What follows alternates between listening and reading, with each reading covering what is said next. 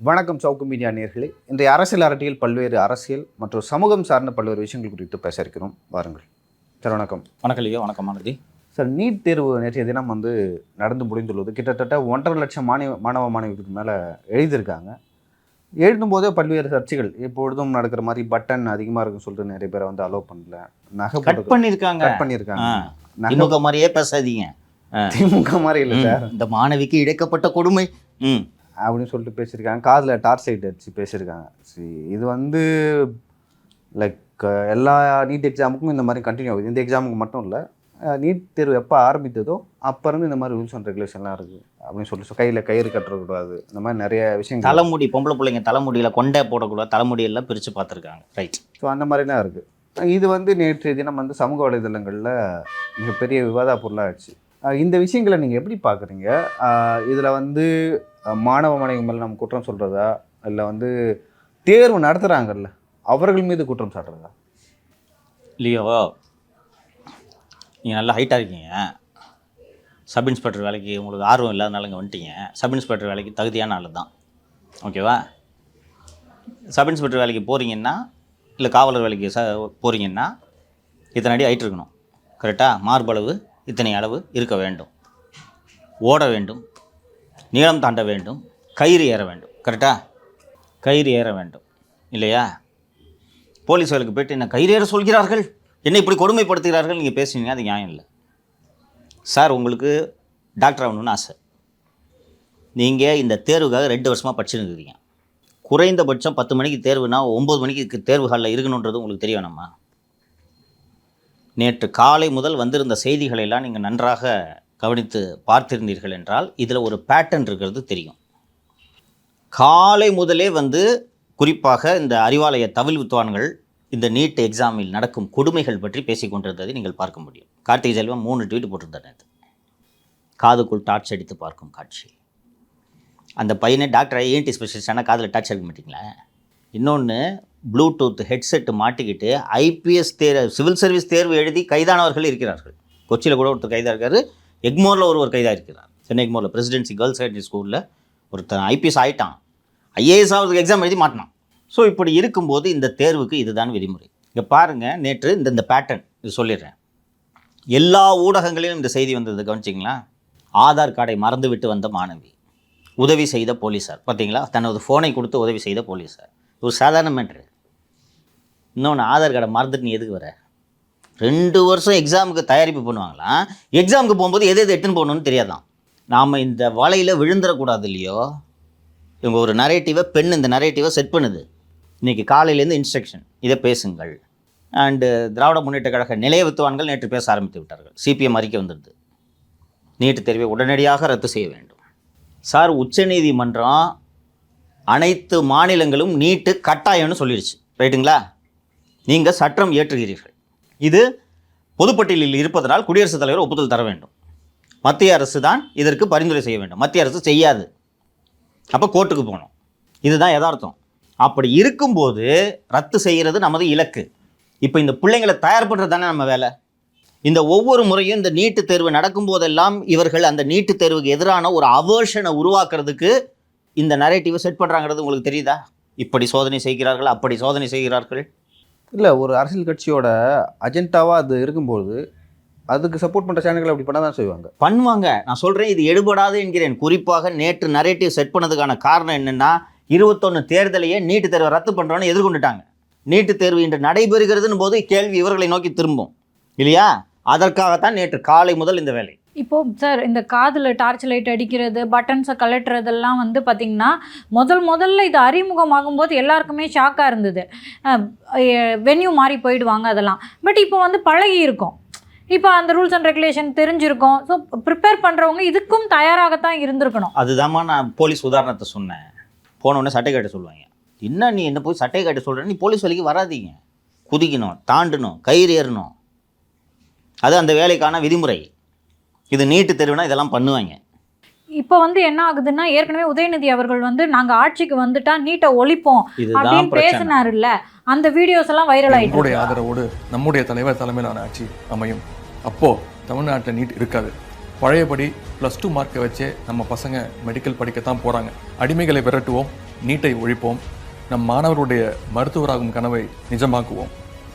நன்றி. இங்கேருந்து மடைமாற்றம் செய்வதற்காக தான் இதை பண்ணுறாங்க. இன்று காலை யூடியூபர், சினிமா ரிவ்யூவர் மற்றும் சுகாதாரத்துறை அமைச்சர் திரு மா சுப்பிரமணியம் அவர்கள் ஒரு கருத்தை தெரிவித்திருக்கிறார். 7.5% 10% உயர்த்த வேண்டும். நீட் தேர்வை ரத்து செய்வதற்கு டாக்டர் தமிழிசை சவுந்தரராஜன் உதவ வேண்டும். இப்போது இவர்களோட கையாளாகத்தனம் தெரிகிறதா? உண்மையிலேயே 7.5% 10% ஆக்க வேண்டும் என்று பேசுவதற்கு இவர்கள் வெட்கப்பட வேண்டும். அவர் நினைத்தா அதை அவங்களே பண்ணலாம். பண்ணலான்றது இல்லாமல் யார் அறிமுகப்படுத்தினது இதை 7.5%? 21 சட்டப்பேரவை தேர்தல், இது தேர்தலில் அதுக்கு முன்னாடி நீட் எக்ஸாம் வரப்போகிறது. மே மாதம், இந்த அரௌண்ட் இந்த பீரியட் தான், மே மாதம் வரப்போகிறது. அசம்பிளி கூட்டத்தோடு முடிய போகிறது. பன்வாரிலால் புரோஹித் இதில் பொருளாதாரத்தில் பின்தங்கியவர்கள், அரிய வகை ஏழைகளுக்கான இடஒதுக்கீடு இதில் உள்ள உட்பிரிவாக வையின்ட்டு கையெழுத்து போட மாட்டேங்கிறாரு. கவர்னர் கன்சென்ட் இல்லாமல் என்ன பண்ணுறது? கேம்பெயின் போயிட்டுருக்காரு. நவம்பர்லேயே ஆரம்பிச்சிட்டார் கேம்பெயின். அப்புறம் அதிகாரிகளும் மூத்த வழக்கறிஞர்களும், சார் ஸ்பெஷல் ப்ரொவிஷன் இருக்குது, கவர்னர் கன்சென்ட் இல்லாமல் நீங்கள் கையெழுத்து போடலாம், பின்னேற்பு வாங்கி கொள்ளலாம், செக்ரட்டரியேட் பிஸ்னஸ் ரூல்ஸில் ப்ரொவிஷன் இருக்குது சொன்னோன்னே கையெழுத்து போட்டுட்டு அது நிறைய ஏற்பாடு வேலை செஞ்சாங்க.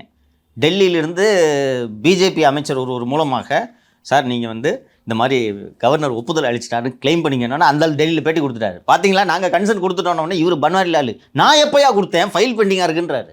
அவ்வளவு அவசரமாக அதை கொடுக்க வைத்தார். இன்றைக்கு வரைக்கும் இதனால் தானே பல அரசு பள்ளி மாணவர்கள் நீட்டு தேர்வில் வெற்றி பெற்றிருக்காங்க. நான் என்ன சொல்கிறேன், உச்சநீதிமன்றம் உடனடியாக செய்யாது. இன்னொன்று, நீங்கள் சட்டம் இயற்றி குடியரசுத் தலைவர் ஒப்புதல் கொடுத்தால் கூட பிற மாநிலங்களைச் சேர்ந்த மாணவர்கள் நாங்கள் மட்டும் ஏன் நீட் எழுத வேண்டும் என்று உச்சநீதிமன்றத்தை அணுகி இந்த சட்டத்திற்கு தடை பெறுவதற்கு தான் சாத்தியம் அதிகம் இருக்கிறது. ரைட் டு ஈக்குவாலிட்டி வயலேட் ஆகுதா? நான் கேரளாவில் பிறந்திருக்கேன், நான் மட்டும் நீட் எழுதுனா தமிழ்நாட்டில் பிறந்தவன், இந்தியா ஆர்டிகல் 14 இந்தியா முழுக்க ஒன்று தானே, ஈக்குவாலிட்டி வயலேட் ஆகுதா இல்லையா? நான் மட்டும் எங்கள் 2 வருஷம் கஷ்டப்பட்டு மெடிக்கல் டாக்டர் ஆகணும், தமிழ்நாட்டில் +2 முடிச்சுட்டு டாக்டர் ஆகுறான். எங்கள் மாநில சுயாட்சின்னு ஒரு விஷயம் இருக்குல்ல, அது அடிப்படுது இல்லை சார்? அது அடிப்படுது உங்களுக்கு. அது அப்போது கல்வி மாநில பட்டியலில் இருக்க வேண்டும் அல்லவா? 18 வருடம் மத்திய அரசில் பங்கு வகித்தீர்கள் அல்லவா? பங்கு வகித்தீர்களா இல்லையா? கல்வியை மாநில பட்டியலுக்கு மாற்றுவதற்கான நடவடிக்கைகள் நீங்கள் ஏன் எடுக்கலை? அன்றைக்கி ஏன் சார் மாநில சுயாட்சி பேசலை? இன்றைக்கி கல்வி உரிமை பேசுகிறீங்களா சார்? 2Gயில் சம்பாரிச்சுட்டு இருந்தப்போ உங்களுக்கு கல்வி உரிமை கண்ணுக்கு தெரியலையா சார்? கடல் உள்ள மணல் அள்ளி திருடுறதுக்கு உங்களுக்கு தெரிஞ்சதில்லை சார்? அன்றைக்கி மாநில உரிமை தெரியலையா? குறைந்தபட்சம் மாநில உரிமை என்றைக்காக இருந்தாலும் மாநில உரிமை தானே. அன்னைக்கு நீங்கள் மாநில உரிமை கல்வியை மாநில பட்டியலுக்கு மாற்றி இருந்தீங்கன்னா நீங்கள் இதுக்கு கட்டுப்பட வேணாமே. உங்களை தமிழகம் வாழ்வாங்கு வாழ்த்தி இருக்குமே. நீங்கள் இன்றைக்கு மாநில உரிமை மாநில சுயாட்சி பேசுவதும் உங்கள் சுயநலத்தின் காரணமாக, உங்களது கையாளகத்தனத்தின் காரணமாக. இன்னைக்கு தமிழிசை சவுந்தரராஜன் உதவி பண்ணணும் அப்படிலாம் சொல்றாங்க. ஏற்கனவே தேர்தல் அறிக்கையில நீட்டை ஒழிப்பதற்கான ரகசியம் எங்களுக்கு தெரியும் அப்படின்னா தேர்தலை எதிர்கொண்டாங்க. வீடியோ இருக்குமா? அப்படி இருக்கும்போது அன்னைக்கு உங்களுக்கு இந்த சட்டங்கள்லாம் தெரியலையா? நான் இது கேட்கறது லியோ நல்ல கேள்வி கேட்டார். ஏன் சார் இது மாநில உரிமையில் தலையிடுறது நியாயம்? மாநில உரிமையில் தலையிடுறது தான். நான் யதார்த்தத்தை சொல்கிறேன்ப்பா. கல்வி ஒரு காலத்தில் அந்த எமர்ஜென்சிக்கு முன்னாடி மாநில பட்டியல். Yes, you are right. எமர்ஜென்சியில் மற்ற பொதுப்பட்டியலுக்கு மாறுகிறது. அதுக்கு பிறகு 18 ஆண்டுகள் மத்திய அரசில் அங்கம் வகித்தீர்களா இல்லையா? செகண்ட் யூபிஏ என்று தான் நினைவு. செகண்ட் யூபிஏ, ஃபஸ்ட் யூபிஏன்னு நினைக்கிறேன், கரெக்டாக ஞாபகம் இல்லை. நார்மலாக இந்த திரைமறைவில் நடக்குதுல்ல பேரங்கள், உங்களுக்கு இத்தனை மினிஸ்ட்ரி கொடுக்குறேன் அத்தனை மினிஸ்ட்ரி கொடுக்குறேன், இது வெளியில் சொல்ல மாட்டார்கள். ஓகேவா? இதில் ஒரு அரேஞ்ச்மெண்ட்டு வெளில சொல்ல மாட்டாங்க. யூபிஏ 1 or 2 எனக்கு சரியாக நினைவில்லை, 1 தான் நினைக்கிறேன். செகண்ட் 2ல் காங்கிரஸ் அதிக இடங்கள் பெற்று விட்டார்கள். பதவியேற்பு விழாவை புறக்கணிச்சுட்டு வந்துட்டாங்க கிளம்பி எம்பி. தெரியுமா? கருணாநிதி காங்கிரஸுக்கும் திமுகவுக்கும் நடந்த ரகசிய ஒப்பந்தம் அந்த பட்டியல் எடுத்து ப்ரெஸ்ஸில் காமிச்சிட்டாரு. கப்பல் போக்குவரத்து மற்றும் தரை போக்குவரத்து, தரைவழி போக்குவரத்து கொடுக்குறேன். நீங்கள் எங்கே ஜனார்தன் ரெட்டிக்கு எப்படி கொடுத்தீங்க? நீங்கள் போய் கூகுளில் சர்ச் பண்ணி பாருங்கள். ஃபர்ஸ்ட் யூபிஏ தான். செகண்ட் யூபிஏ தானே? செகண்ட் யூபிஏ அப்போ அந்த போர் நடந்தது, அப்போ இல்லை, அதுக்கு முன்னாடி தான். எங்கே எங்களுக்கு மினிஸ்ட்ரி எங்கே? சந்திரசேகர் ராவின் தெலுங்கு தேசம் ஒரு கூட்டணி கட்சி, காங்கிரஸ் இதில் அணியில் கிளம்பி வந்துட்டார். பதவியேற்பு விழா வேணையா, கிளம்பி வாங்க ஏன்ட்டார். கிளம்பி வந்துட்டாங்க. சந்திரசேகர் ராவுக்கு அந்த துறையை கொடுக்கறதுக்காக தான் இவங்ககிட்டேருந்து ஒரு துறையை எடுக்கிறாங்க, தரைவழி மற்றும் கப்பல் போக்குவரத்து. 6 மாதம் முதல் 1 வருடம் வரை சந்திரசேகர் ராவ் இலாக்கா இல்லாத கேபினெட் மந்திரியாக இருந்தார். தெரியுமா? அந்த ஒன்றுபட்ட ஆந்திராவில் பிரிஞ்ச பிறகு என்று நினைவு. 2018 ஒன்றுபட்ட ஆந்திரா. கரெக்ட். ஆமாம், லேட்டில் தான் பிரியுது. அப்போ கேட்டு பெற தெரியுதுல்ல, சொல்ல தெரியுதுல்ல, பதவி புறக்கணிச்சிட்டு வாங்கன்னு. இந்த மாநில உரிமை மாநில சுயாட்சி அன்றைக்கி தெரியலையா?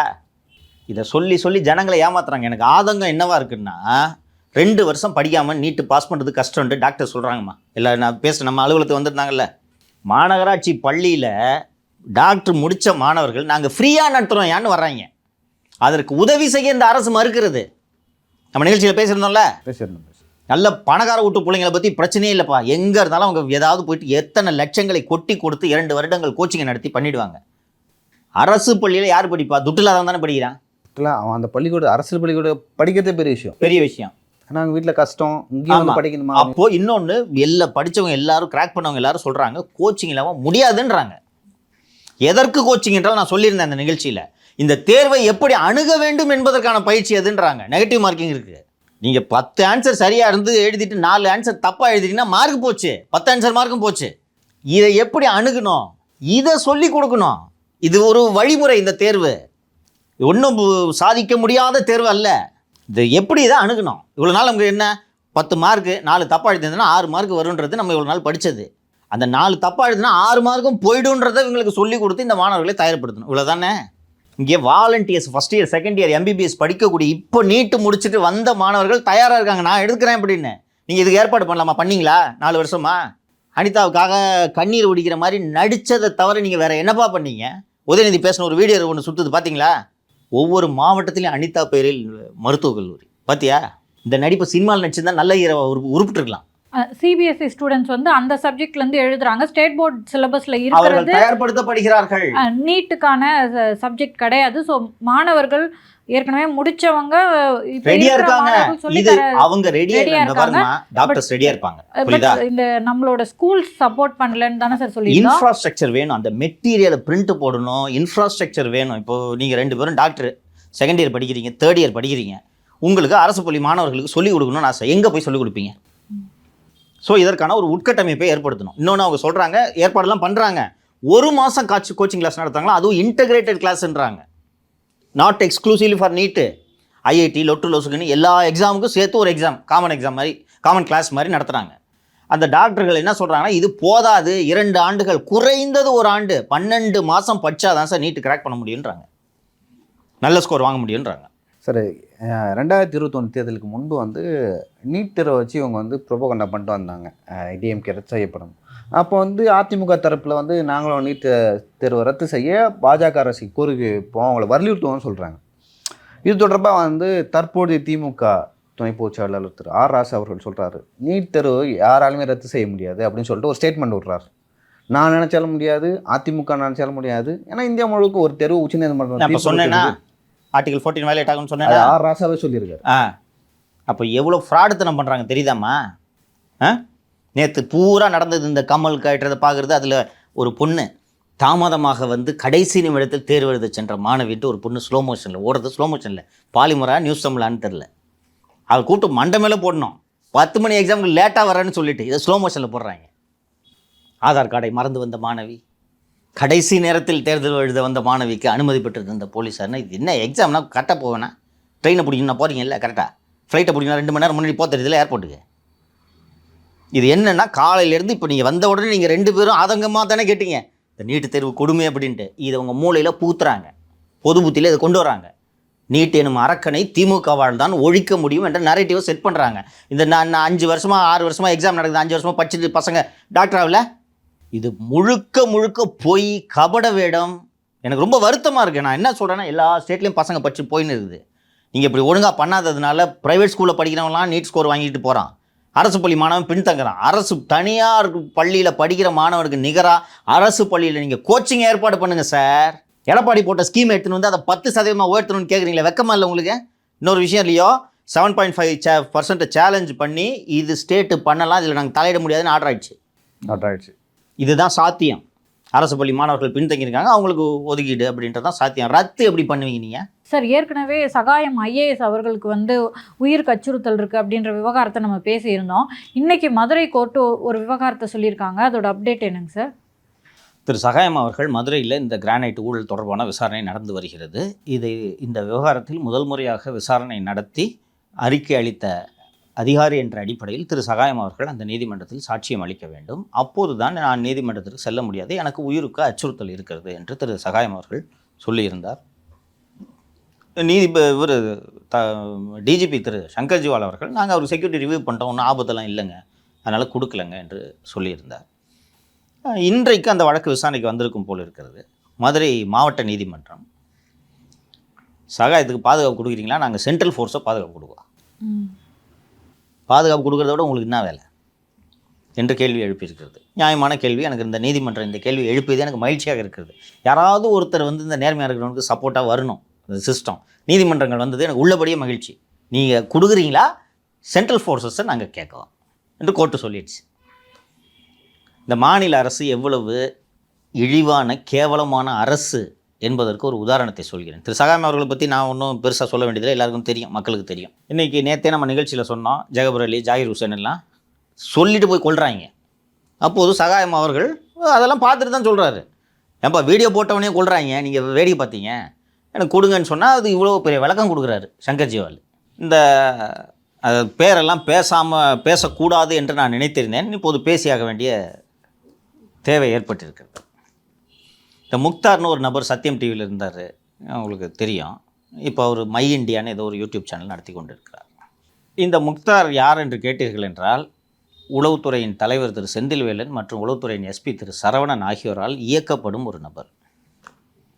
அரசுக்கு எதிராக யாராவது பேசுகிறாங்கன்னா அவர்களை பற்றி எவ்வளவு இழிவாக கேவலமாக பேச முடியுமோ அதுபோல் கேவலமாக அவரை பேச வைத்து வீடியோவை வெளியிட்டு, அதாவது அவங்க ரெப்புடேஷனை டேமேஜ் பண்ணிடுறாராம்.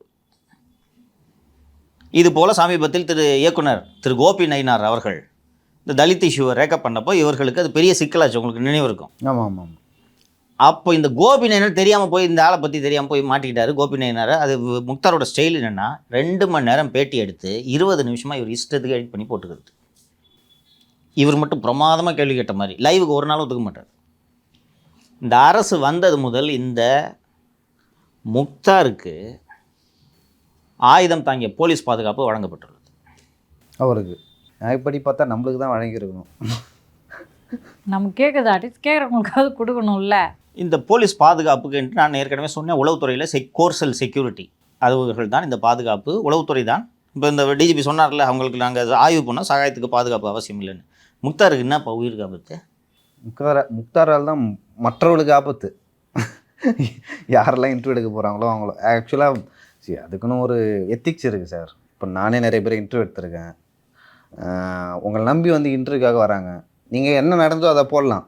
தடா ரஹீம் ஒரு நாள் போய் அந்த மாதிரி தான் மாட்டிக்கிட்டு என்கிட்ட வந்து சொன்னார், நான் 2 மணி நேரம் பேசினேன் இல்லையோ, 20 நிமிஷமாக கட் பண்ணி போட்டாங்க இல்லையோ, நான் கால் பண்ணி திட்டிட்டேன் அவரை, ஏன் இப்படி பண்ணுற? அவருக்குள்ள சூடு சொன்ன இல்லை. இன்னொன்று, ஏன் முக்தார் இப்படி நடந்து கொள்கிறார் என்றால், அவர்களுக்கு இந்த உளவுத்துறை அவர்களை இயக்குகிறது. இந்த தமிழ் தேசியம் பேசுகிற பாரி இருக்கார்ல, அவர்கிட்ட இது மாதிரி தான் இன்டர்வியூ கேட்டிருப்பார் போல இருக்கு. அவர் சரி நான் இன்டர்வியூ தரேன், நீங்களும் கேமரா வைங்க, நானும் கேமரா வைக்கிறேன் அப்படி சொன்னோன்னே அப்புறமா அப்பாயின்மெண்ட்டே ஃபிக்ஸ் பண்ணலையா சார் அவர்? இது போக இந்த செக்யூரிட்டிக்கு ஒரு முறை இருக்குது. லியோ கேட்டார், நமக்கு தான் செக்யூரிட்டி கொடுக்கணுன்ட்டு. அதில் ஒரு சிக்கலும் இருக்குது. உங்களுக்கு செக்யூரிட்டி வந்துச்சுனாலே காவல்துறை உங்களை கண்காணித்து கொண்டு இருக்கிறது. இன்றைக்கி நம்ம குற்றம் சொல்கிறோம், என்ன பின்தொடர்ந்து வரீங்க கண்காணிக்கிறீங்கன்ட்டு. போலீஸ் உங்களுக்கு பாதுகாப்பு போட்டால் அவங்க எதுக்கு கண்காணிதான்? அப்புறம் உங்களுக்கு வாண்டடாக கொடுத்துருப்பாங்களே எது பாதுகாப்பு? அது அப்போ வீட்டில் சாக்கடை எப்படி எடுத்துன்னு ஊற்றுவேன் போலீஸை வச்சுக்கிட்டு, கஷ்டம் இல்லை. ஸோ இது மாதிரி உங்களுக்கு பாதுகாப்பு கொடுத்தா அவரோட டியூட்டி 20 ரவுண்ட் தி கிளாக். உங்களோட நிழல், நீங்கள் போய் ஒரு சாலை ஓரமாக சிறுநீர் கழிக்க செல்கிறீர்கள் என்றால் உங்கள் பக்கத்தில் வந்து நிற்கணும். இது அந்த ஆயுதம் தாங்கிய காவலருக்கு டியூட்டி. நீங்கள் வெளிநாடு செல்கிறீர்கள் என்றால் சம்பந்தப்பட்ட மாவட்ட காவல்துறைக்கு நீங்கள் கடிதம் எழுதி கொடுக்க வேண்டும். நான் இந்த மாதிரி வெளிநாடு போகிறேன் அப்படின்னோடனே அவங்கள சரண்டர் பண்ணிவிட்டு வேறு டியூட்டிக்கு போடுவாங்க. அவங்களுக்கு எதுக்கு அந்த கான்ஸ்டபிள் உங்களுக்கு தான் பாதுகாப்பு கொடுக்கணும், நீங்கள் இல்லை, எதுக்கு கொடுக்க வேண்டும். இதுதான் நடைமுறை. கடந்த அக்டோபர் 2024 முக்தார் சிங்கப்பூர் சென்றிருக்கிறார். Singapore, Malaysia, Thailand. அப்போது காவல்துறைக்கு எந்த விதமான தகவலையும் தெரியவில்லை. அவர் வேலூர் சத்துவாச்சாரி பகுதியை சேர்ந்தவர். வெளியூருக்கு போனதை சொல்லவே இல்லை. இங்கே இந்த ஒரு நாம் தமிழர் கட்சியின் தலைமை ஒருங்கிணைப்பாளர் திரு சீமான் அவர்களை பற்றி ரொம்ப கொச்சையாக அவதூறாக பேசுவார் திரு சீமான். ஸோ அந்த அமைப்பை சேர்ந்த ஒருவர் வேலூர் மாவட்ட காவல் கண்காணிப்பாளருக்கு கடிதம் எழுதினார். சார் இருந்தாலும் ஊருக்கு போயிருக்காரு, வெளிநாட்டுக்கு போயிருக்காரு, எது பாதுகாப்பு கொடுக்குறீங்க, இது தப்பு அப்படின்னு அந்த எஸ்பி சொல்கிறாராம். குடும்பத்தினருக்கு பாதுகாப்பு. இன்னொரு விஷயத்த சொல்கிறேன் கேளுங்க. இப்போது முக்தார் குவைத்தில் இருக்கிறார். இப்போ இந்த காவலர்கள் எங்கே இருக்காங்க தெரியுமா? இவரோட மை இண்டியா சேனல் வாசலில் உட்காந்துருக்காங்க. அவ்வளவு கோபம் வருது. அவருடைய சேனலுக்கு பாதுகாப்பு. இது சட்டவிரோதம், விதிமீறல், சட்டவிரோதம். நான் அவருக்கு கொடுக்காம போது உங்கள் இஷ்டம் அப்படி கேட்டேன்னா சொல்லுவாங்க முக்தார் உயிருக்கு ஆபத்து நான் கொடுத்தோன்னுவாங்க. நம்ம அதை கேள்வி கேட்க முடியாது. ஆனால் முக்தாரே நாட்டில் இல்லாதப்ப நீ எதுக்கு அங்கே டியூட்டி போட்டு வச்சுருக்கு கான்ஸ்டபிளுக்கு? இது சட்டவிரோதம் இல்லையா? ஒரு மனுஷன், நேர்மையான மனுஷன், சென்னை மாநகரத்தில் மட்டும் எத்தனை அரசு நிலங்களை சகாயம் ஐஏஎஸ் ஒற்றை ஆளாக பாதுகாத்து கொடுத்துருக்காரு தெரியுமா? சென்னையில் டிஆர்ஓவாக இருந்தார். லேண்ட் ரெக்கார்டெல்லாம் எடுத்து பார்த்துட்டு நைஸாக அந்த ப்ரைவேட் லேண்ட் ஷார்க்ஸ் அதை காலி பண்ணலான்னு நினைக்கும் போதெல்லாம் இந்த நிலத்துக்கு பட்டா வழங்கக்கூட டிஸ்பியூட்டில் இருக்கும்ல, அதையெல்லாம் கோப்பில் எழுதி வச்சுருக்காரு. அவரே சொல்லியிருக்காருன்ட்டு இந்த நிலம் அரசு நிலம், இதற்கு பட்டா வழங்கக்கூடாது. உங்களுக்கு ஞாபகம் இருக்கும், கோயம்பேடில் மெட்ரோ அலுவலகம் இருக்கும் இடத்திற்கு எதிரே இடதுபுறம் முன்னாடி ஒரு போர்டு இருந்துச்சு, இப்போ இல்லை. ஒரு ஸ்கூல் ஒன்று இருக்குமா மெட்ரோவுக்கு? கோயம்பேடில் அங்கேருந்து வர்றீங்க, மதுரையிலேருந்து வர்றீங்க, இடதுபுறம் ஒரு ஸ்கூல் இருக்கா மெட்ரோ கோயம்பேடு நெருக்கத்தில்? அந்த ஸ்கூலுக்கு முன்னாடி ஒரு சின்னதாக பாத்வே மாதிரி போகும். இப்போ அந்த போர்டை எடுத்துட்டாங்க. முன்னாடி this property belongs to hotel Saravana Bhavan இருக்கும். அதில் ஒரு பெரும்பகுதி நிலம் அரசு நிலம். அந்த நிலத்துக்கு பட்டாவே கொடுக்கக்கூடாதுன்னு சகாயம் எழுதி வைத்ததன் காரணமாக வேறு யாராலும் பட்டா கொடுக்க முடியவில்லை. எழுதி வைத்ததால். கடைசியாக ஒரு மேட்டர் சொல்கிறேன், அப்போ உங்களுக்கு தெரியும் எழுதி வைக்கலன்னா என்னென்னலாம் ஆகும்னு. அப்படி செயல்பட்டவர் நீதிமன்றம் உத்தரவிட்டது என்ற காரணத்திற்காகவே கிரானைட் ஊழலை இரவு பகலாக விசாரித்து நீதிமன்றத்துக்கு சிறப்பான ஒரு அறிக்கையை கொடுத்தார். பல ஆயிரம் கோடி கிரானைட் ஊழலை கண்டுபிடித்து கொடுத்தார். அவர் ஒரு கான்ஸ்டபிள், ஒரு வெப்பன் கான்ஸ்டபிள் ஒருத்தர் கொடுக்குறதுல உங்களுக்கு என்னையா பிரச்சனை? என்ன அவ்வளோ முக்கியமான நபர் அந்த முக்தார்? இதை 2 பேரையும் ஆப்ரேட் பண்ணது யாருன்னா இந்த சரவணனும் செந்தில்வேலனும். சரவணை ஏவி விடுவார், இவனை கடி, இவனை களி பண்ணு. இந்த செக்யூரிட்டியை சரண்டர் பண்ணிட்டு போகிறதுல அவங்களுக்கு என்ன சார் சிக்கல்? எப்படி வந்தோடனே திரும்ப கூப்பிட்டுக்காங்க? ஒரு வேளை திருப்பி கொடுக்காம போயிட்டா தெரியாமல் செய்ய மாட்டாங்க, கேட்பாங்க. சார் இதுக்கு போய் எழுதி கொடுத்துக்கிட்டு போங்க பார்த்துக்கிறேன். இவங்க தான் ரிவ்யூ பண்ணா நான் சொன்னது உண்மையா இல்லையா என்று பாஸ்போர்ட் வாங்கி பார்த்தா தெரிஞ்சிடும்ல. பாருங்க, அவங்க யூடியூப் சேனல்லேயே ஃபாரின் போயிருக்கிறது வீடியோ போட்டிருக்காரு. அந்தாலே போடுறாருமா, நான் சிங்கப்பூரில் இருக்கிறேன். இப்போ நான் ஒரு இன்விடேஷன் காட்டுறேன். குவைத்தில் இவர் இந்தியா டிவி சேனலின் மேலாண் இயக்குனர் என்ற அடிப்படையில் அவாலா ஏஜென்ட் இருந்தால் வேலையே அவாலா. இப்படி குவைத்துக்கு போயிட்டு இது போன்ற தொழில்களை செய்யக்கூடியவர். இவருக்கு பாதுகாப்பா? இப்போ இது போன்ற பேசும் நபருக்கு ஆயுதம் தாங்கிய காவலர்களை பாதுகாப்பாக வழங்குகிறது என்றால் இந்த உளவுத்துறை எப்படிப்பட்ட உளவுத்துறை? ஆனால் சகாயத்துக்கு பாதுகாப்பு இல்லை என்று நீதிமன்றம் மத்திய அரசு படையை பாதுகாப்புக்கு அழைக்க வேண்டி வரும் என்று எச்சரிக்கை விடுக்கிறது. தாண்டி சகாயம் ஐஏஎஸ் வந்து நிறைய நல்ல விஷயங்கள்லாம் பண்ணிருக்காரு சார்.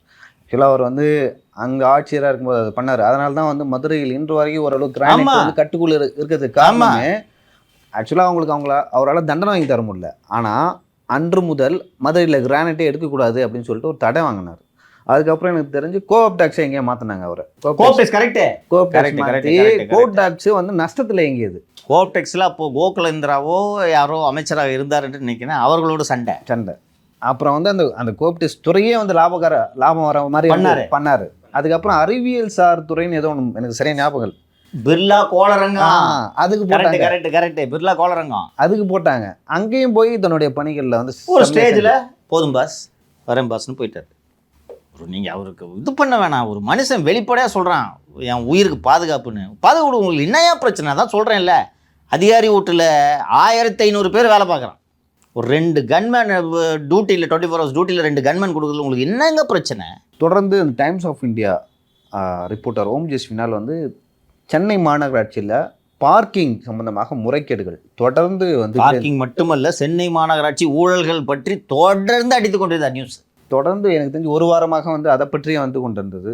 சென்னை மாநகராட்சியின் ஆணையர் குமரகுருபரன் அவர்களை பற்றியும் அவர் ஆக்சுவலி எந்த முறையில் வந்து நிர்வாகத்தை வந்து செய்து கொண்டே இருக்கிறார், வாய்மொழியான உத்தரவு அப்படின்னு சொல்லிட்டு நிறைய அலிகேஷன் டோட்டலி எக்ஸ்போஸ்டுப்பா. அப்புறம் முடிந்து போன நேற்று பேசணும்னு நினைக்கிறேன், முடிந்து போன விவகாரத்திற்கு, முடிந்து போன வேலைகளுக்கு டெண்டர் அந்த கான்ட்ராக்ட் லைக் முடிஞ்சு போன விஷயத்துக்கு டெண்டர் 2 கோடி ரூபா மதிப்புள்ள ஒரு டெண்டர் அப்படின்னு சொல்லி தொடர்ந்து தன்னுடைய உண்மையாலுமே வந்து ஒரு நல்ல பணியை பண்ணிட்டு போயிருக்கு.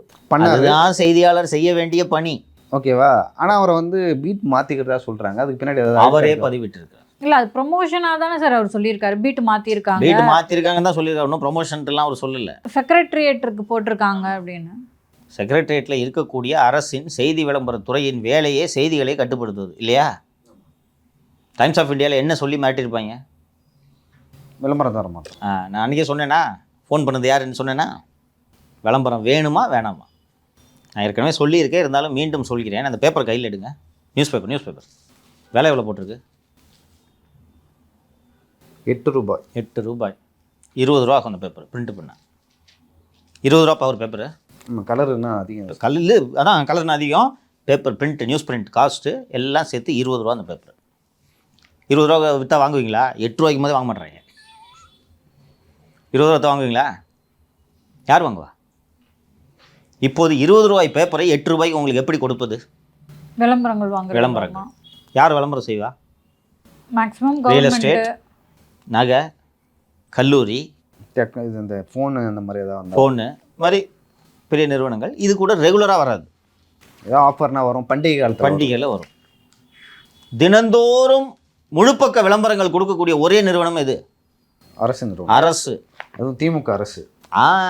எல்லா அரசும் பண்ணுவோம், ஏடிஎம்கே பண்ணுவாங்க. நீ இல்லை, ஏடிஎம்கே பண்ணுவாங்க, இவங்க ரெகுலராக பண்ணுறது சார். நீங்கள் நேற்றே அதனால தான் பார்த்தேன் நான். அந்த இப்போ ஸ்டாலினுக்கு பாராட்டு விழா நடந்ததுக்கு முழுப்பக்க விளம்பரம் ஒரு பேப்பரை விடல. என்னென்ன பேப்பர் தமிழ்நாட்டில் வந்து பப்ளிஷ் தினமலர் கொடுத்துருந்தாங்க. அது அதிசயம். ஸோ அப்படி இருக்கும்போது ஓம் ஜஸ்வினை செக்ரட்டரியேட்டுக்கு மாற்றுறாங்க. நீங்கள் ப்ரொமோஷனா அப்படின்ட்டு கேட்டீங்க. எப்படிமா ப்ரொமோஷனாக இருக்க முடியும்? அவர் ஒரு துடிப்பான செய்தியாளர். 6 வருஷமாக நான் இந்த பீட்டு பார்த்துட்டு இருந்தேன். சிவிக் இஷ்யூஸ், ஹெல்த் இஷ்யூஸ் பார்த்துட்டு இருந்தேன் நான். இப்போ நான் தலைமைச் செயலத்துக்கு மாற்றப்பட்டிருக்கிறேன் என்று தகவலாக தான் பதிவிடுகிறார். வேலையில் வச்சுருக்காங்களேன்னு சந்தோஷப்படணும். இன்றைக்கி காலம் அப்படி தான் இருக்குது. செக்ரட்டரியேட்டு போனால் என்ன செய்யலான்னா, அரசின் செய்தி குறிப்புகளை தவிர வேறு எதையும் நீங்கள் பதிவிட முடியாது. அந்த டிபிஆர் ப்ரெஸ் ரிலீஸ் வருதில்ல, அதை எடுத்து டைப் பண்ணி அனுப்புறதாவும் வேலை. அங்கேயே அடிக்கலாம் ஸ்டோரி. சட்டப்பேரவையில் நடக்கிறதுல அடிக்கலாம். சட்டப்பேரவையில் நடக்கிற நிகழ்வுகள் அதான் ரிப்போர்ட் நீங்கள் தான் கவர் பண்ணணும். அடிக்கலாம். அது என்ன ஸ்டெனோகிராஃபர் வேலை பாது? ரிப்போர்ட் வேலையா? அது அவை குறிப்பில் என்ன கொடுக்கப்பட்டிருக்கோ அதுதான் செய்தி குறிப்பில். அது டைப்பிஸ்ட் வேலை, டிரான்ஸ்லேட்டர் வேலை. இங்கிலீஷில் ப்ரெஸ் ரிலீஸ் வந்துச்சுன்னா தமிழில் அடிக்கிறது, தமிழில் ப்ரெஸ் ரிலீஸ் வந்தால் இங்கிலீஷ் அடிக்கிறது டைப்பிஸ்ட் வேலை. ஒரு செய்தி நிறுவனம் இப்படித்தான் ஒரு செய்தியாளர் இருக்க வேண்டும் என்பதற்கு அவர் உதாரணம். நான் தாராளமாக சொல்லுவேன். அந்த பார்க்கிங் ஸ்டோரி அச்சு துவம்சம் பண்ணிட்டார். அதுவும் அந்த ஹெட்லைன் ஆஃபீஸில் வச்சுருப்பாங்க ஒரு வேளை, பார்க்கிங் கட்டணம் கொடுக்காதீர்கள், மிகப்பெரிய ஊழல், ஆர்கனைஸ் லூட். மறுநாள் அடித்த ஸ்டோரி நல்ல ஸ்டோரி. ஓரலி வாய்மொழியாக டெக்ஸ்கோவை வசூல் செய்ய சொன்னன்றது தான் ஸ்டோரி. அடுத்த நாள் திருப்பி கார்பரேஷன் சொன்ன பிறகும் டெக்ஸ்கோ கேஷ் வசூல் பண்ணுறாங்கன்னு. கடைசியாக அவர் அடித்த ஸ்டோரி, முடிந்து போன வேலைகளுக்கு டெண்டர். எப்போ போதும்பா சாமி அனுப்புங்கப்பா அவனை அப்படின்ட்டு அனுப்பிச்சிட்டாங்க. செக்ரட்டரியேட்டில் அங்கே எனக்கு செக்ரட்டரியேட்டில் இருக்கக்கூடிய மூத்த செய்தியாளர்கள்லாம் தெரியும் எனக்கு. என்ன தான் சார் பண்ணுவீங்கன்னு போனோன்னா ரூமில் உட்காந்துருப்போம், ப்ரெஸ் ரிலீஸ் வரும், எடுத்து அடிக்க வேண்டியதான். இருக்கிறதுலே செக்ரட்டரி பில் தான் வந்து நிறைய பேர் வந்து செக்ரட்டரி பில் தான் கேட்பாங்க. என்னென்னா அமைச்சர்களோட எல்லாம் நெருக்கம் ஏற்படும். நல்ல காசு பார்க்கலாம்னு சொல்லுவாங்க. அதே போல் வந்து பெருசாக வேலை இருக்காது. உங்களை சட்டப்பேரவை இருந்தால் தான் டைப் பண்ணி எடுக்கணும். இல்லை அந்த அரசு குறிப்பு தராங்க, செய்தி குறிப்புகள் தரும். எல்லா துறைகளோட பிஆர்ஓவும் தொடர்பில் இருப்பாங்க. சார் மினிஸ்டர் கூப்பிட்டு விட்டார். நீங்கள் எந்த செய்தி போடணும் போடக்கூடாதுன்னு நீங்கள் டிசைட் பண்ணலாங்கிறது. இப்படி ஒரு துடிப்பான ரிப்போர்ட்டர் டைப்பிஸ்டாக அனுப்புதே அந்த டைம்ஸ் ஆஃப் இந்தியா நிர்வாகம் எப்படிப்பட்ட நிர்வாகம்? இயல்பு. அவர்களுக்கு விளம்பரம் பேப்பர் நடத்தணும்ல, போட்டு சொல்லி முடிச்சு விட்டாங்க. இதன் பின்னணியில் முழுக்க இருப்பவர் குமரகுருபரன், சேகர்பாபு. அதில் டீ கடை பெஞ்சில் ஒரு நியூஸ் இருக்கு, எடுத்து படிங்க. டெண்டர் மதிப்பு எகிரிக்கிட்டே போகுதுவே என்றபடி பெஞ்சில் அமர்ந்தார் பெரியசாமி. என்னாச்சு, எந்த துறையில் ஓய் என்று கேட்டார் குப்பண்ணா. சென்னை பெருநகர வளர்ச்சி குழுமமான சிஎம்டிஏ சார்பில் வடசென்னை வளர்ச்சி திட்டம் உட்பட பல பேர்களில் உட்கமைப்பு பணிகள் நடக்கு. இந்த திட்டங்களை அறிவிக்கும்போது ஒரு மதிப்பு குறிப்பிடுவதாகவும், ஆனால் டெண்டர் விட்டு பணிகளை துவங்குறப்ப அதன் மதிப்பு 100% எகிறது. இப்படி 500 கோடி ரூபாய்க்கு மேல் சிஎம்டி அதிகாரிகளே தன்னிச்சையாக பணி மதிப்பீடுகளை உயர்த்தியிருக்கிறார்கள். அதுக்கடுத்து மேலே படிங்க. சமீபத்தில் நடந்த இந்த குழும கூட்டத்தில் இப்படி உயர்த்திய திட்ட மதிப்பீடுகளுக்கு பின்னேற்பு அனுமதி கேட்டிருக்காவே நிதித்துறையிலிருந்து வந்த அதிகாரி இதற்கு கடும் எதிர்ப்பு தெரிவிச்சிருக்கார். ஆனால் சிஎம்டி அதிகாரிகள் செஞ்சது சரிதான்னு அதன் முன்னாள் உறுப்பினர் செயலர் வாதிட்டு இருக்காரு. கடைசியில் இப்படி வரும் காலங்களில் செய்யக்கூடாதுன்னு சொல்லி பிரச்சனையை முடிச்சிருக்காங்க. பேப்பர் மூடுங்க. என்னது புரியுதா? நான் சம்மப் பண்ணி சொல்கிறேன். இதை நம்ம ஏற்கனவே பேசியிருக்கோம். யார் நம்ம மேலே கேஸ் போட்ட அன்சுல் மிஸ்ரா தான் முன்னாள் உறுப்பினர் செயலர், தெரியுதா? இப்போ வடசென்னை வளர்ச்சி திட்டம்னு போட்டாங்க. அது என்ன வளர்ச்சி? வடசென்னை எனக்கு தெரிஞ்சு கட்சி வரைக்கும் வளராது. வளருமாப்பா? வாய்ப்பு இல்லையா? அதை இப்படி போட்டு அந்த ஏழை மக்கள் போய் அவங்க அந்த ஜனங்கன்னா கேட்க முடியும். ஸோ இந்த ஆட்சி முடிகிறதுக்குள்ளே சிஎம்டியில் டெண்டரை போட்டு ஒரு பெரிய அமௌண்ட்டை அடிச்சு நவுத்தணுன்றது தான் சேகர்பாபுவோட ஒரே திட்டம், லட்சியம். மற்றவர்களுக்கு தெரிகிறதோ இல்லையோ, சேகர்பாபுவுக்கு நன்றாக தெரியும் திராவிட முன்னேற்ற கழகம் மீண்டும் ஆட்சிக்கு வராது என்பது நன்றாக தெரியும். எவ்வளோ அடிக்க முடியுமோ அப்படி அடிக்கணும். அதில் வந்திருக்கிறதோட சப்ஸ்டன்ஸு வடசென்னை வளர்ச்சி திட்டத்துக்கு 150 கோடி இன்னும் பட்ஜெட்டில் ஒதுக்கியிருப்பாங்க இல்லையா? பட்ஜெட்டில் 150 கோடின்னு ஒதுக்கிட்டு யாரும் 300 கோடிக்கு டெண்டர் போட்டிருக்காங்க. அதான் 100% உயர்ந்திருக்கிறதுன்னு போட்டிருக்காங்களா? இந்த மாதிரி ஏதோ ஒரு பேருந்து நிலையம் அந்த சைடில் வந்து ஆரம்பிச்சு நம்ம பேசணும். சிஎம்டியே தான் அதுவும் அந்த வேலையை பார்த்து. சிஎம்டியே தான் அந்த ஏரியாவுக்கு வந்து 150 கோடியோ என்னமோ இருந்துச்சு, 100 கோடியோ 150 கோடியோ, அது 300 கோடியோ 350 கோடியோ ஆக்கி முதல் தளத்தில் ஏசி போடுறோன்னு சொல்லிட்டு. இதுவேப்பா ஏசி போடுற மேட்ரு. இங்கே இந்த கிளம்பாக்கத்துல ஏசி கட்டிட்டு இருக்காங்கன்னா அங்கே போய் இதை எக்ஸ்டெண்ட் பண்ணு, அப்போ தானே போட முடியும். இதை எப்படின்னு கேட்டிங்கன்னா, இப்போ இந்த 100% மதிப்பு உயர்ந்திருக்குன்னு இருக்குல்ல, இது எப்படி நடக்குன்றதை சொல்லிடுறேன். 100 கோடி ப்ராஜெக்ட்னா 100 கோடிக்கு ஆக்சுவலி ஒர்க் இருக்கும். லஞ்சமும் அதில் இன்க்ளூடட். நீங்கள் அதில் மறுக்கக்கூடாது. அதிகாரிகள், அமைச்சர் எல்லாத்துக்கும் லஞ்சம் இன்க்ளூடு பண்ணி 150 கோடின்னு போடுறாங்க. இப்போ இந்த மதிப்பு 150 கோடியை 300 கோடியை ஆக்கிறதுக்கான ரீசன் என்னென்னா, நீ விலை ஏறிடுச்சுன்னு சொல்லி பில் பண்ணு, நான் தானே கையெழுத்து போடுறேன், அந்த 150 கோடியை ஏன்ட்ட கூட. புரிகிறது அந்த கொள்ளை? அரசு கடும் நிதி நெருக்கடியில் இருக்கிறதுன்றது சொன்னாங்களா? ஏகப்பட்ட கடன் வாங்கியிருக்காங்கன்னு சொன்னாங்களா? எப்படிப்பா 2 பங்கு உயருது திட்ட மதிப்பீடு? அதிகபட்சம் வந்து வருஷத்துக்கே வந்து 10% தான் உங்களுக்கு அப்ரிசியேஷன் அலவுடு. 3 வருஷத்துக்கு இஷ்டத்துக்குலாம் ஏற்ற முடியாது. 100% எப்படிப்பா ஏறும்? இப்படி ஒரு கொள்ளை அவர் கண் முன்னால் நடந்து கொண்டிருக்கிறது. குளத்தூரில் குழந்தைங்களை வச்சு வித்த காட்டுறான்றதுக்காக சிஎம் இதை கண்டுக்காமல் இருக்கார். தெரியுதா உங்களுக்கு? எனக்கு யாரும் எதுவும் பண்ண முடியாதுன்றாரான் சேகர்பாபு தான் ஓம் ஜஸ்வின் மாற்றினதுக்கு முழு காரணம் சேகர்பாபு. எலெக்ஷன் செலவுலாம் தேவைப்படும். சென்னைனா நான் தான்றாரான். சென்னைக்கு நான் தான்டா சிஎம்ன்றாரான். மற்ற ஊருக்குலாம் வேறு எங்கேயாவது போய் இருந்துக்கிட்டோம், சென்னைக்கு நான் தான் சிஎம். அப்புறம் சைதை தளபதி அவர் மாசு அவர்கள் தான் யூடியூபர் ரிவ்யூவர் ஆகிட்டு அவர் பாட்டு படத்தை பார்த்துக்கிட்டு டூரிஸ்ட் படம் பாருங்கள், இந்த படம் பாருங்கள். ஏற்கனவே கழகத் தலைவனுக்கு ரிவ்யூ போட்டார். அடுத்து இப்போது ஒரு ரிவ்யூ டூரிஸ்ட் ஃபேமிலிக்கு ரிவ்யூ போட்டிருக்கிறார். இதுதான் அவரோட லட்சணம். அரசியல் பண்ணுன்னு சொன்னால் போய் சினிமாவுக்கு ரிவ்யூ போட்டு இருக்குது. சேகர்பாபு எப்படி கண்ணும் கருத்துமாக இருக்கிற வேலையில் தெரிகிறதா? எங்கே டெண்டரு வாரிசு திமுகவின் வாரிசே எதிர்த்து அரசு செய்கிறாங்க. அவங்க அப்பாட்ட பேசிக்கிறேன், நீ பேசாத. அவள்தான் அந்த டோனு பார்க்கணும். நீங்கள் அண்ணன் குளத்தூர் தண்டராஜிட்ட பேசுகிறது பார்த்தீங்களா? பார்க்குறியாப்பா? யார்கிட்ட வந்து ஃபோன் வருது பார்க்குறியா? நம்ம குளத்தூர் தண்டராஜன் சும்மா சொல்லக்கூடாது.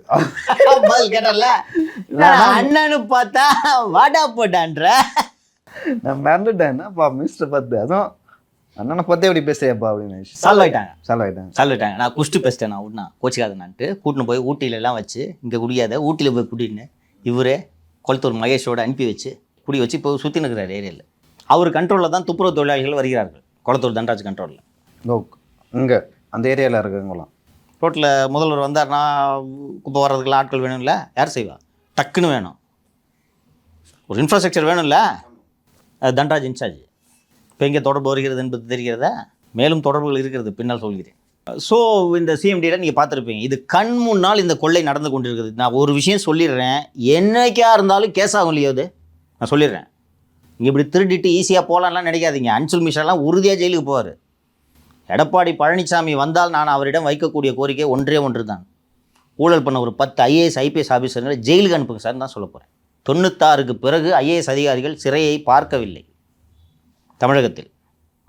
நார்த் இந்தியாலாம் போகிறாங்க, இங்கே பார்க்கவில்லை. அதனால் இவர்களுக்கு இப்படி பட்ட பகலில் கொள்ளையடித்தால் என்ன நடக்கும் என்பது தெரியவில்லை. அவர்கிட்ட அவரும் சொல்லிட்டாரு, விடமாட்டேன்னு சொல்லியிருக்காரு. சட்டப்பேரவை கூட்டத்தொடர் நடக்கும்போது 5 வருஷம் போதாது அப்படின்னு சொல்லிட்டு இங்கே நடக்கிற விடமாட்டார் அவர். நான் உறுதியாக சொல்கிறேன், நான் இந்த வாட்டி அவர் விடமாட்டார். சரி போட்டோம் விடுங்கன்ட்டு வந்து இவன் சொந்தக்காரன் அவன் சொந்தக்காரன்னு சொல்லிட்டு இந்த அதிகாரிகள் வந்து என்னென்னா, ஏன்னா 5 வருஷம் என்ன கொள்ளை அவர்கள் அடிக்கிறார்கள் என்பதை அவர் பார்த்து கொண்டு தான் இருக்கிறார். வேறு சிபிஐக்கு இங்கெங்கெல்லாம் போகாது. தமிழக லஞ்ச ஒழிப்புத்துறை எந்த டாஸ்மாக் எஃப்ஐஆர் இந்த லஞ்ச ஒழிப்புத்துறை மூடுதோ அதே லஞ்ச ஒழிப்புத்துறை விசாரணை நடத்தி இந்த அதிகாரிகளை சிறையில் தள்ளுகிறதா இல்லையா என்பதை நீங்கள் பாருங்கள். அவர் வந்து அதில் என்ன சொல்லியிருக்குது அந்த நியூஸ்லன்னா, போர்டு மீட்டிங் நடக்குது. அந்த போர்டு மீட்டிங்கில் 150 கோடிக்கு நாங்கள் போட்டது 300 கோடி ஆயிடுச்சுன்னு சொன்னோன்னே, அந்த போர்டில் ஃபினான்ஸ் டிபார்ட்மெண்ட்டோட ரெப்ரசன்டேட்டிவ் ஒருத்தர் அதில் மெம்பராக இருப்பார். அவரோட வேலை கரெக்டாக இந்த வேலை நடக்கிறதான்னு பார்த்துட்டு போர்டில் அப்ஜெக்ஷன் தெரிவிக்கணும். அப்போ வந்து அவர் கேட்குறாரு, எப்படி 100% ஏறும்னு ஃபினான்ஸ் டிபார்ட்மெண்ட் மூலமாக ஒரு அப்ஜெக்ஷன் தெரியும் போது முன்னாள் உறுப்பினர் செயலர்னா அன்சுல் மிஸ்ரா ஹாஸ்பிட்டலில் முதுகெலும்புக்கு சிகிச்சை எடுத்துக்கொண்டே கோப்புகளை பார்த்த அன்சுல் மிஸ்ரா இப்போ மாறி போயிட்டார் எங்கேயோ. அவர் ஏதோ சமாதானம் சொல்லி அதை சரி பண்ணிட்டு தான் சொல்கிறாங்க. இது எல்லாமே விசாரணைக்கு உட்படுத்தப்படும். அதே போல் பாஜகவின் தேசிய தலைவர் வந்து ஜேபி நட்டா அவர்கள் தமிழ்நாட்டுக்கு வந்திருக்காரு. அவர் வரும்பொழுது அவருக்கு வந்து பாதுகாப்பு புரோட்டோக்கால் வந்து தமிழக அரசு தான் வந்து பார்த்துக்கணும். அவருக்கு ஒரு கார் கொடுத்துருக்காங்க. கார் என்ன பண்ணிங்கன்னா போகிற வழியில் ரிப்பேர் ஆகிடுச்சு. இது குறித்து தமிழக பாஜக தலைவர் நாகேந்திரன் வந்து தமிழக அரசு தான் இதுக்கு பொறுப்பு, பதில் சொல்லணும். ஒரு தேசிய தலைவர் வராரு, அதுக்கு வந்து இந்த மாதிரியான ஒரு காரை கொடுக்குறீங்களே அப்படின்னு சொல்லிட்டு கேட்டிருக்காரு. இது எந்த அளவுக்கு முக்கியமானது சார்? முக்கியமாக என்னென்னா, இந்த மாதிரி இம்பார்ட்டன்ட் டிக்னிட்டரிஸ் வரும்போது நான் ஏற்கனவே சொன்னேன், கோர்சல் சிஐடின்னு வரும். அவங்க முக்கிய பிரமுகர்களின் பாதுகாப்பை அவர்கள் தான் செய்யணும். இந்த லைசனிங் எல்லாமும் அவர்கள் தான் செய்யணும். செக்ரட்டரியேட்டில் பப்ளிக் ப்ரோட்டோகால்னு ஒரு டிபார்ட்மெண்ட் இருக்குது. அவர்களும் இந்த பாதுகாப்பு உளவு பிரிவின் கீழ் பணியாற்றும் இந்த பாதுகாப்பு துறையும் சேர்ந்து இந்த வெஹிக்கிள் எல்லாத்தையும் அவர்கள் ஏற்பாடு செய்ய வேண்டும். இந்த ஒரு பாரதிய ஜனதா கட்சியின் தேசிய தலைவர் வருகிறார். இவங்க அல்பத்தனமாக நடந்துக்கிட்டு வகத்தவோ தெரியாமல் பிரச்சனைகளை இழுத்து விட்டுக்கிறத திமுகவுக்கு நிகர் வேறு யாரும் இல்லை. தெரிஞ்சு நடக்குதா தெரியாமல் நடக்குதா அது தெரியலப்பா எனக்கு. இது ஒரு சின்ன விஷயம். நீங்கள் ஒரு நேஷனல் பிரசிடென்ட் வர்றாருன்னா இருக்கிறதுல you have to give the best vehicle to him. கரெக்டாக? இன்னும் புதிதாக சென்னை மாநகர காவல்துறை மற்றும் தமிழக காவல்துறைக்கு வாங்கிய வாகனங்கள் எத்தனை அதிகாரிகளின் வீடுகளில் பிள்ளைகளை பள்ளிக்கு அழைத்து செல்வதற்கு பயன்படுத்தப்பட்டு கொண்டிருக்கிறது என்பது எல்லோருக்கும் தெரியும். வண்டி இல்லாமல் இல்லை. ஒரு நேஷனல் பிரசிடென்ட் வர்றாரு, அவர் போகிற வண்டி, இன்னொன்று டிரைவருக்கு வண்டி கண்டிஷன் தெரியும். ரைட்டா? நீங்கள் வர்றாருன்னா உரிய முக்கியத்துவத்தை கொடுக்கணும். நீங்கள் அரசு இன்னொன்று பாதுகாப்பு அச்சுறுத்தலும் இருக்கும். அவரெல்லாம் ஒய்யா இசட்டான்னு தெரியல, பாதுகாப்பு அச்சுறுத்தலும் இருக்கும். அப்போ அச்சுறுத்தலே இல்லைனா கூட ஒரு நேஷனல் பிரசிடென்ட் கான்வாய் இருக்குது இல்லையா? கான்வாய் போய் மவுண்ட் ரோடில் நடுவில் நின்றுக்குச்சுன்னா இறங்கி ஷேர் ஆட்டோவில் போகிறவர். அப்போ இதை உறுதி செய்ய வேண்டியது உளவுத்துறை தானே. பார்த்து பாருப்பா, நேஷனல் பிரசிடென்ட் வர்றார், வண்டி நல்ல கண்டிஷனில் இருக்க வண்டியாக கொடுங்க. சிம்பிளான விஷயம் இது. இப்போ நீங்கள் ஜேபி நட்டாவாக இருந்தீங்கன்னா காண்டாவீங்களா மாட்டிக்கலாம் சொல்லுங்கள். நான் அப்படி யோசிப்பேன். வேணே பண்ணுறாங்களா டிஎம்கே இல்லை வேணாம். நான் அவர் அப்படி சொன்னார்னா உங்ககிட்ட என்ன சார் பதில் இருக்கு? வேற வண்டி இல்லையா? இல்லை சார், நான் அப்படிதான் நினைப்பாரு. ஆமாம். இப்போ அவரு போய் எங்கே சொல்ல மாட்டாரா? அந்த இடி டைரக்டர் ஃபோனை போட்டுப்பாங்க. ஏதோ ஒரு சிக்கல் ஏற்பட்டுட்டா அது தமிழ்நாட்டோட மிகப்பெரிய கரும்புள்ளியா மாறிடும். இந்த பாருங்கம்மா, உங்களுக்கு கொள்கை ரீதியாக நீங்கள் வேறு தளத்தில் இருக்கலாம், அவர்கள் வேறு தளத்தில். இது உங்கள் கடமை. இதில் ஆப்ஷனே கிடையாது. உங்களுக்கு புரிஞ்சுக்குங்க. விவிபிஸ் வர்றாங்கன்னா பாதுகாப்பு கொடுக்க வேண்டியது உங்களோட கடமை. அதே போல் தினமலரில் வந்து ஒரு முக்கியமான செய்தி நான் ஆக்சுவலாக தினமலரில் வந்து நான் பேசுனதெல்லாம் பிரிண்ட் எடுக்கிறாங்க. அதிக சீட்டுக்கு ஆசைப்படும் திருமாவுக்கு திமுக செக் அப்படின்னு சொல்லியிருக்காங்க. பாமகவை கூட்டணிகள் கொண்டு வர ரகசிய பேச்சு, சித்திரை முழு நிலவு மாநாட்டில் வருகிறது திருப்பம் அப்படின்னு சொல்லியிருக்காங்க.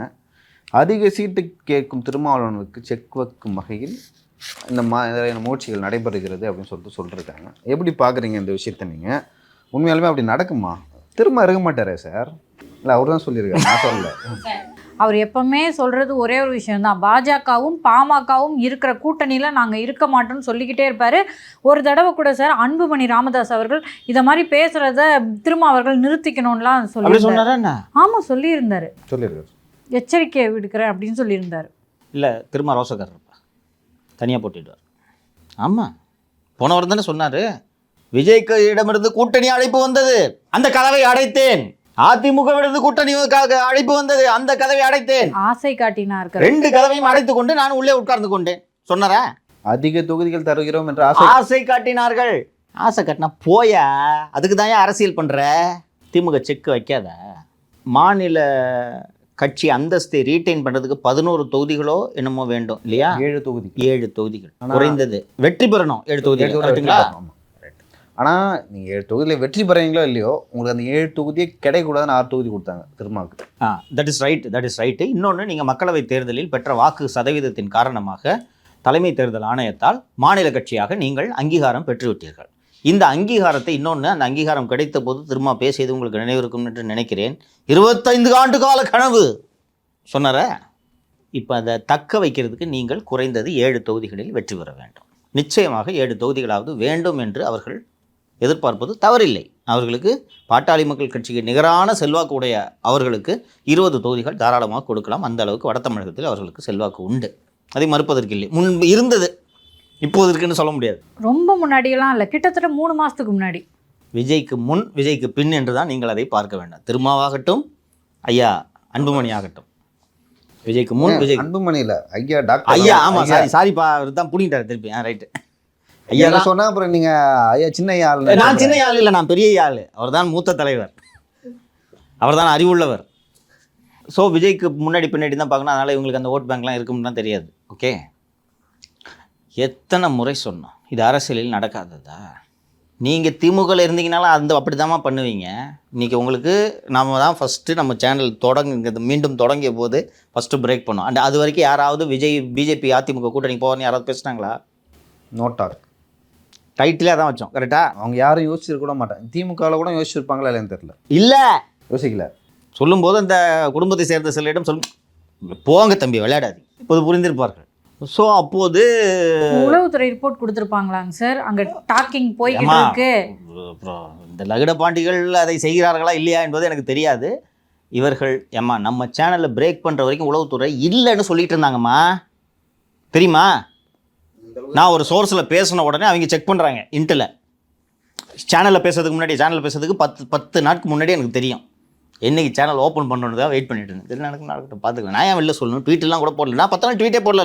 இல்லை எல்லாம் என்ன கேட்க ஆரம்பிச்சிட்டாங்க, என்னாச்சு சார் ஏன் ட்வீட்டு போடல அப்படின்னு சொல்லிட்டு. நான் எதுக்கு சொல்லணும்? சேனலில் சொல்லிக்கிறேன், இப்படி தொடங்க போகிறேன்னு தெரியும், சேனலில் சொல்லிக்கலான்னு கம்முன்னு இருந்தேன். அதுக்கு முன்னாடி பேசி கொண்டிருப்பேன்ல, அப்போ நான் சொல்கிறேன் சார் இந்த மாதிரி டாக்ஸ் போய்ட்டு போங்க தம்பி விளையாடாதீங்கன்னு சொல்லிட்டு. சரி ஒருவேளை அவன் சும்மா சொல்ல மாட்டான், செக் பண்ணோன்னே வாய்ப்பே கிடையாதுன்னு இருக்காங்க. இப்போது எந்தெந்த சேனலில் பேச்சுவார்த்தை நடத்தி கொண்டிருக்கிறது என்பதை ஓரளவுக்கு அவர்களால் ஊகித்திருக்க முடியும். ஸோ அந்த அளவுக்கு ரகசியமாக பேச்சுவார்த்தை நடத்திட்டு இருக்காருன்ற கிரெடிட்டை விஜய்க்கு கொடுக்கலாமாங்க சார் நம்ம? இதில் ரகசியம்லாம் ஒன்றும் இல்லை. அவர் போய் இந்த பூத் ஏஜென்ட் மீட்டிங்கில் அமைதி காத்தது, மதுரையில் போய் இறங்கி நான் இது ப்ரைவேட் விசிட் ஃப்ரெண்ட்ஸ், தோழர்ஸ், நண்பா நண்பீஸ் அப்படின்னு அமைதி காத்ததுலேருந்து தெரிஞ்சு போலையா? என்ன ரகசியமே இல்லை. நான் என்ன சொன்னேன் உங்களிடம்? பிஜேபி எதிர்த்து அவர் எதுவும் பேச மாட்டார், இதுதான் நான் சொன்னதற்கு சான்று. இல்லை, உளவுத்துறைக்கே தெரியாத காரணம் அந்த அளவுக்கு ரொம்ப சீக்ரெட்டாக அந்த பேச்சுவார்த்தை நடந்துட்டு இருந்திருக்குன்ற. we can give him credit. பாருங்கம்மா, எடப்பாடியையும் விஜயையும் தவிர வேறு யாருக்கும் தெரியாதுமா, இவ்வளோதாம்மா லீடு கொடுக்க முடியும் அவங்களுக்கு. அந்த அளவுக்கு those were secretive talks. சரி, உளவுத்துறை எப்படி ரிப்போர்ட் பண்ண இந்த மாதிரி பேசியிருக்காரு, அதுக்கு பின்னாடி யாரும் ரீசனாக இருக்கணும் அப்படி தான் ஆக்சுவலி யூகிப்பாங்க. சரி, ஆமாம், ரிப்போர்ட் கொடுக்குறவங்க சார். இப்போ விஜய் வந்து ஏன் கோயம்புத்தூரில் பேசலை, இங்கே பின்னாடி பேசலை, இப்போ டாக் போயிட்டுருக்கு, கொஞ்ச நாளாகவே பேசலை. விஜய் கட்சியிலையும் யாரும் பேசலை, அதையும் நீங்கள் பார்க்கணும். விஜய் கட்சியிலேருந்து இப்போ ரீசெண்ட் டேஸில் யாரும் சரி பாஜக பற்றி பேச்சு வருகிறதா? ரீசெண்டாக யாரும் இன்டர்வியூவும் கொடுக்கறது இல்லை, பேசுறது கேட்டேன் ஃப்ரெண்டே பேசுறது இல்லை கொஞ்சம் வராது. எனக்கும் அந்த கட்சியில் நண்பர்கள் இருக்கிறார்கள் தானே, சொல்ல மாட்டாங்களா? இன்னொன்று எனக்கு தெரியும், I am privy to the talks, நான் அவ்வளோதான் சொல்லுவேன். இப்போது வெளியே விவரங்களை சொல்வது சரியாக இருக்காது, பொருத்தமாக இருக்காது. அதனால் உரிய நேரத்தில் அவர்களே சொல்லிவிடுவார்கள், தெரிந்துவிட போகிறது. டாக்ஸ் நடக்குதுன்றது வரைக்கும் சொல்லலாம், நான் தான் பிரேக் பண்ணேன் எனக்கு டாக்ஸ் நடக்குதுன்றது. ஸோ அப்படி இருக்கும்போது நீங்கள் திமுகவில் இருக்கிறீங்க, என்னம்மா பண்ணுவீங்க? இவ்வளோ நாள் வலுவாக உள்ளது வெல்ல முடியாத கூட்டணி 234, 3 கிடையாது 34ன்னு பேசிக்கிட்டு இருந்தீங்க. எனக்கு தெரியும் உங்களுக்கு நிலைமை. என்னது விஜயம் போகிறாராங்க, ஐயோ என்ற அச்சம் உங்களுக்கு வந்து விட்டது. விஜய் அங்கே போனால் பாமக இவங்கள, அப்போது உங்கள் கூட்டணியை மேலும் வலுவாக்க உங்களுக்கு இருக்கிற ஒரே ஆப்ஷன் என்ன? பாமக. ஸோ இயல்பு தானே இது. நம்ம அன்றைக்கே சொல்லிட்டோம். நீங்கள் இதெல்லாம் அந்த பாருங்கம்மா, இந்த தகவல்கள்லாம் எடுக்கிறது நீங்கள் நிறைய பேர் என்கிட்ட கேட்டுருங்க, எப்படி சார் நீங்கள் உங்களுக்கு இந்த விஷயங்கள்லாம் தெரிகிறதுன்னு. இண்டிகேஷன். மருத்துவர் ஐயா கருணாநிதியை பற்றி என்னவெல்லாம் பேசியிருக்கிறார் என்பதை 2006 முதல் 2011 வரையில் உள்ள தினமணி நாளேடுகளை மட்டும் எடுத்து பார்த்தீர்கள் என்றால் தெரியும். அவர் வைத்தியநாதன் சார் தான் இப்போவும் எடிட்டராக இருக்கார். வேணுங்கன்னே கலைஞரை காண்டாகணுன்னே ராமதாஸ் படத்தை பெருசாக போட்டு பேஜ் 1 போட்டுருவார். கலைஞர் ரெகுலராக தினமணி படிப்பார். வரும் பாருங்க கோவம், என்ன சொல்கிறார் அந்த டாக்டரு, வேணுங்கன்னே ஒரு உசுப்பேத்துவார். வேறு யாரும் அந்த மாதிரி லேஅவுட் வைக்க மாட்டாங்க. தினமணியில் ராமதாஸ் படம் பெருசாக போட்டு கலைஞருக்கு கேள்வி இப்படி போட்டு அப்படி திட்டுவார். தருமபுரி கலவரத்துக்கு காரணம் கருணாநிதினார் இவர், தெரியுமா? அவர் கருணாநிதின்னு சொன்ன உடனே இந்த பேரை சொல்லலை. இதுக்கெல்லாம் காரணம் ஒரு தலைவர். இந்த இலவச திவ்யா மேட்டர் ஒரு கையில் எடுத்து தூக்கி விட்டான். இதுக்கெல்லாம் காரணம் ஒரு தலைவர் அப்படின்னு சொன்ன உடனே கலைஞர் திமுக சார்பில் உண்மை கண்டறியும் குழு போ, அவங்க போயிட்டு வந்து பாமக தான் அது காரணம். நல்லா இருக்கிற அரசியல்.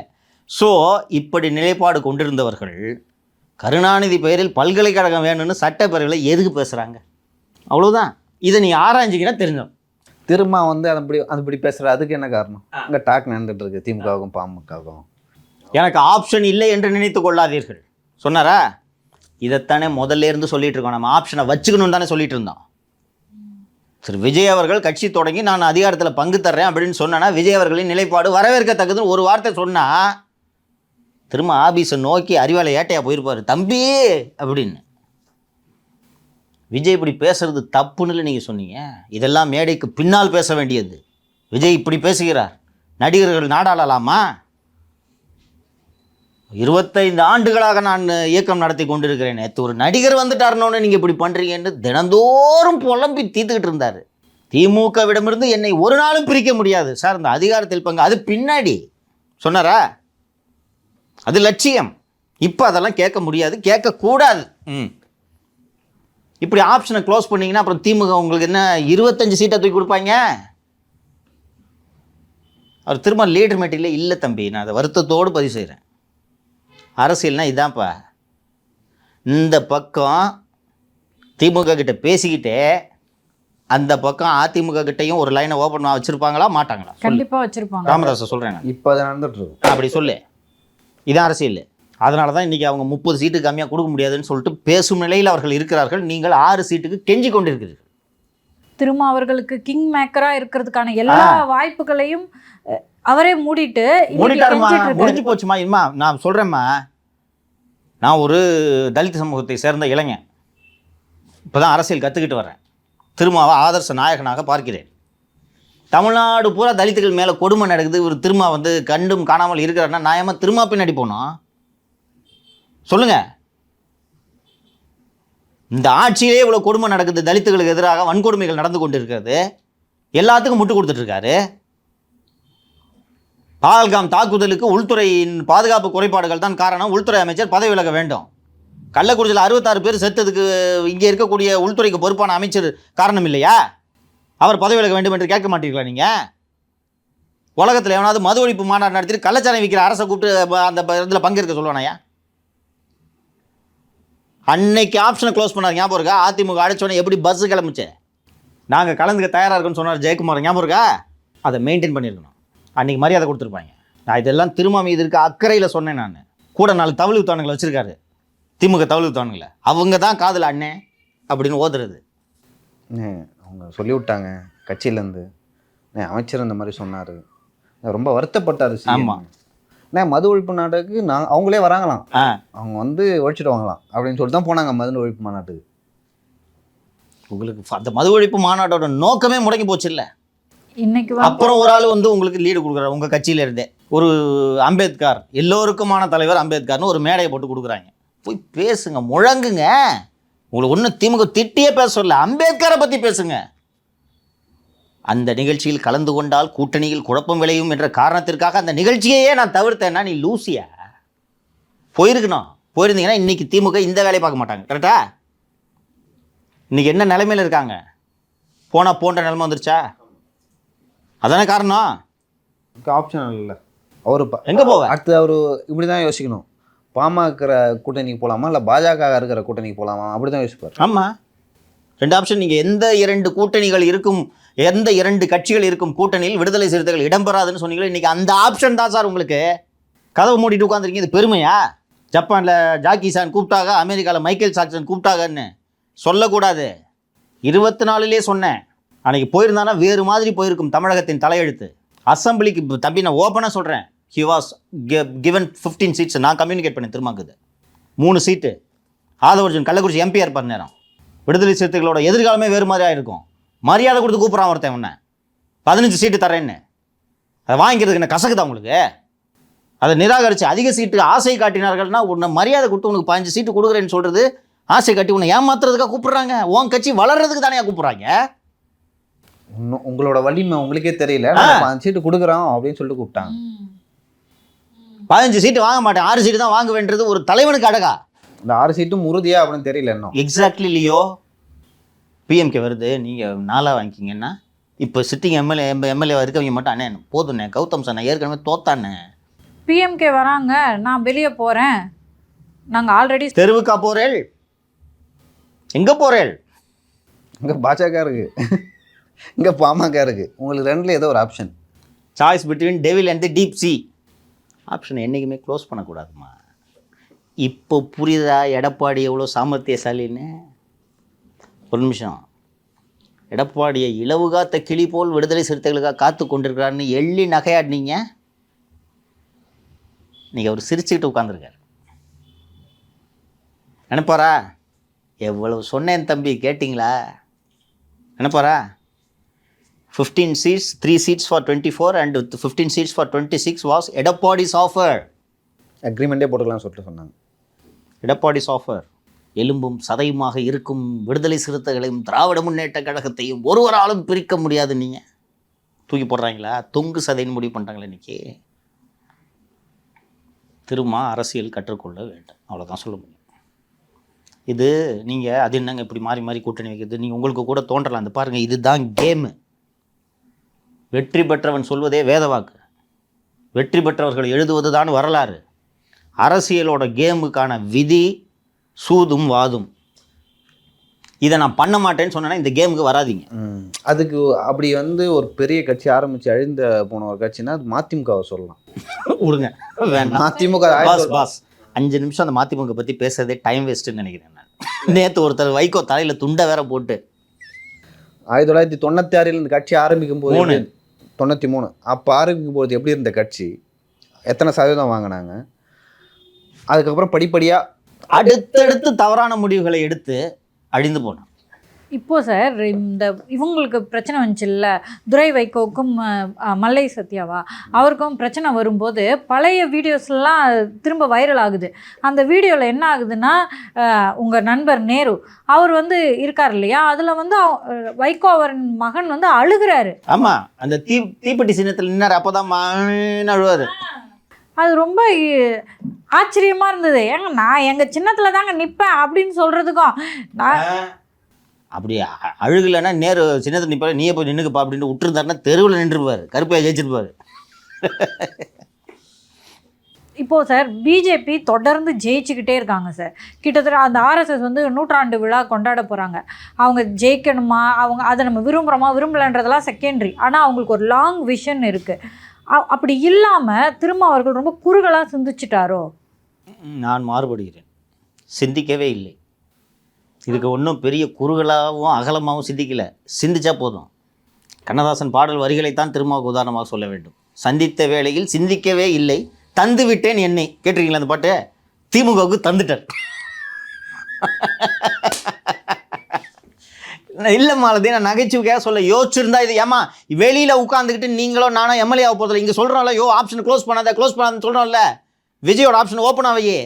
ஏமா படித்து ஸ்டுடியோவில் உட்காந்து சொன்னோம்மா விகடன் மேடையை ஏற்றுக்கணும்னு விகடனே பிளாட்ஃபார்ம் போட்டு கொடுக்குது உங்களுக்கு. நீங்கள் அதிமுக கூட்டணிக்கு போகலாம், அது ஒரு ஆப்ஷனாக வச்சுக்கலாம். அங்கே பேரம் நடத்திருக்கலாம். நடத்துங்க சார், நடத்தி கண்டினியூ பண்ணி இங்கே நீங்கள் சீட்டு பார்த்து அதிகமாக எடுத்துக்கலாம். என் கணவரையும் என்னையும் யாரும் பிரிக்க முடியாதுன்ட்டு தாலியை தொட்டு பார்த்துக்கிற மாதிரி போய் அறிவாளி வாசலில் உட்காந்துருக்கிறீங்க. கோபி நாயனார் மதிவதன் விவகாரம் வரும்போது மாறி மாறி அடிச்சுக்கிறாங்க விசிகாவும் திமுகவும். அப்போ வந்து சொல்கிறாரு திருமாவளவன் அவர்கள் வந்து சண்டை போட்டுக்காதீங்க, பிஜேபி அங்கே சேரப்போது, கேர்ஃபுல்லாக இருங்க அப்படின்றாரு. நீ தான் கேர்ஃபுல்லாக இருக்கணும், ஸ்கெட்சு உனக்கு தான். வருத்தமாக இருக்குப்பா. ஒரு வைகோ ஒரு லியோ அழகான உதாரணத்தை சொன்னார். அடுத்தடுத்து தவறான முடிவுகளை எடுத்தால் ஒரு கட்சி என்ன ஆகும் என்பதற்கு மிகச்சரியான உதாரணம் மதிமுக தான். திமுகவுக்கு எதிரான ஒரு மனநிலை இருக்குது அப்படின்னு நம்மளுக்கு தெரியுது. ஆனால் அன்னைக்கு சார் திமுக தான் ஜெயிக்கும், திமுகவுக்கு எதிரான மனநிலை இல்லை அப்படின்றதுனால ரொம்ப ஸ்ட்ராங்காக அவங்களோட உட்காந்துட்டாரா திருமா? I don't know. அப்படிலாம் இது எதுவுமே நிரந்தரம் இல்லை என்பது திருமாவளவன் அவர்களுக்கு புரிந்திருக்க வேண்டும், தெரிந்திருக்க வேண்டும். அது புரியாவிட்டால் அவர் நல்ல தலைவர் அல்ல என்று தான். ஒரு மிகவும் வருத்தத்திற்குரிய அதிர்ச்சி அளிக்கக்கூடிய செய்தி ஒன்றை உங்களோடு பகிர்ந்து கொள்கிறேன். காங்கிரஸ் மைதானத்தின் பின்புறம் அமைந்துள்ள ஐயா மூப்பனாரின் சமாதி அங்கிருந்து அகற்றப்பட இருக்கிறது. அவரோட சொந்த நிலம் தானே அது? பட் இது எழுதி வாங்கியதுன்னா காங்கிரஸ் கட்சிக்கு சொந்தமான இடம் அது எழுதி வாங்கியது. அந்த சமாதியை இப்போது அகற்ற வேண்டும் என்று காங்கிரஸ் கட்சி செல்வ பெருந்தகை அவர்கள் சென்னை மாநகராட்சிக்கு மனு அளிக்க இருக்கிறார். அதன் அடிப்படையில் விரைவில் இந்த சம்பவம் நடைபெற இருக்கிறது. இதற்கு ஒரு பின்னணி இருக்கிறது. அந்த பின்னணியை சொல்லிவிடுகிறேன். சரியாக 33 ஆண்டுகளுக்கு முன்பு 1990களில் இந்த காங்கிரஸ் கட்சிக்கு ஏராளமான சொத்துக்கள் தமிழகம் முழுக்க இருக்கிறது என்று நான் பலமுறை சொல்லியிருக்கிறேன். அது அந்த மவுண்ட் ரோட்டில் அந்த லைட்டு கடை அறிவாலயம் 2 அந்த மவுண்ட் ரோட்டில் வந்து எல்லா கடையும் அவங்கள தான். அந்த காங்கிரஸ் கிரவுண்ட்ஸ்னு சொல்லுவாங்கல்ல, அந்த காமராஜர்களுக்கு பக்கத்தில் இருக்குல்ல, பின்னாடியா பக்கத்துலையா? முன்னாடி தேனாம்பேட்டை போலீஸ் ஸ்டேஷன் முன்னாடி. இங்கிருந்து வரும்போது நந்தனத்துலேருந்து போனீங்கன்னா first Congress ground, Teynampet police station, அடுத்து காமராஜர்கள் வரும். காமராஜர்கள் பின்னாடின்னு சொல்லலாம். 100 கிரவுண்டு மொத்தம். இந்த 100 கிரவுண்டுகளை 99 ஆண்டுகள் லீஸுக்கு விடுவதற்கு 33 ஆண்டுகளுக்கு முன்னாடி காங்கிரஸ் ட்ரஸ்ட்டு ஒப்பந்தம் போடுகிறது. யார் கூட? GG real estates. Bombay halwa ஹவுஸ்னு ஒரு பெரிய பழைய ஸ்வீட்டு கடை இருக்குது. அங்கேயே பக்கத்தில் ஒரு கடை இருக்குதுன்னு நினைக்கிறேன், பெரிய ஸ்வீட்டு கடை. அவர்களின் ரியல் எஸ்டேட் நிறுவனம் ஜிஜி ரியல்டார்ஸ். அந்த நிறுவனத்தோடு 33 ஆண்டுகளுக்கு முன்னால் ஒப்பந்தம் போடுகிறார்கள். ஒப்பந்தம் எவ்வளோக்கு? 3 லட்ச ரூபாய் ஒப்பந்தம் போட்டு அந்த ஒப்பந்தத்தை இவர்களால் நிறைவேற்ற முடியவில்லை. அவனும் தமிழக காங்கிரஸ் தலைவர்கள் மாறும்போதெல்லாம் தமிழக காங்கிரஸ் கமிட்டியின் தலைவர்களாக இருப்பவர்களிடம் பணத்தை கொடுத்துட்டு போனான். இது அநேகமாக குமரிநந்தன் அவர்கள் தலைவராக இருந்த பொழுது போடப்பட்ட ஒப்பந்தம் என்று நினைக்கிறேன். அந்த ட்ரஸ்ட்டில் 3 பேர் உறுப்பினர்கள். எஸ்எம் சுப்பிரமணியம், ஒரு சுப்பிரமணியம், ஐயா மூப்பனார் மற்றும் ராமசாமி உடையார். 1996 தமிழ் மாநில காங்கிரஸ் உருவான போது அந்த நிலம் மற்றும் இடம் ஜி.கே. மூப்பனார் வசம் வந்து விடுகிறது. 2002 தமிழ் மாநில காங்கிரஸ் கட்சியோடு இணைக்கப்படுகிறது. இதுக்கு நடுவில் இந்த 33 வருஷமாக அந்த பாம்பே அல்வா ஹவுஸுக்காரன் தமிழக காங்கிரஸ் தலைவர்களாக இருப்பவர்களுக்கெல்லாம் ஒரு அமௌண்ட்டு கொடுக்குறான். அடுத்து தங்கபால் இருக்கார், தங்கபாலுக்கு ஒரு அமௌண்ட்டு. அப்புறம் யூகேஎஸ் இளங்கோவன், கிருஷ்ணசாமி, இல்லை கிருஷ்ணசாமி, ஆமாம் கிருஷ்ணசாமி தலைவராக இருந்தார், தங்கபால் இருந்தார், யூகே சம்பத் இருந்தார். இருங்க சொல்கிறேன். அதற்கு பிறகு தங்கபாலுக்கு ஒரு அமௌண்ட்டு கொடுக்குறாங்க, வேலை எதுவும் நடக்கலை. அதற்கு பிறகு திண்டிவனம் ராமமூர்த்தி இருக்கிறார், அவருக்கு ஒரு அமௌண்ட்டு கொடுக்குறாங்க, ஒன்றும் நடக்கலை.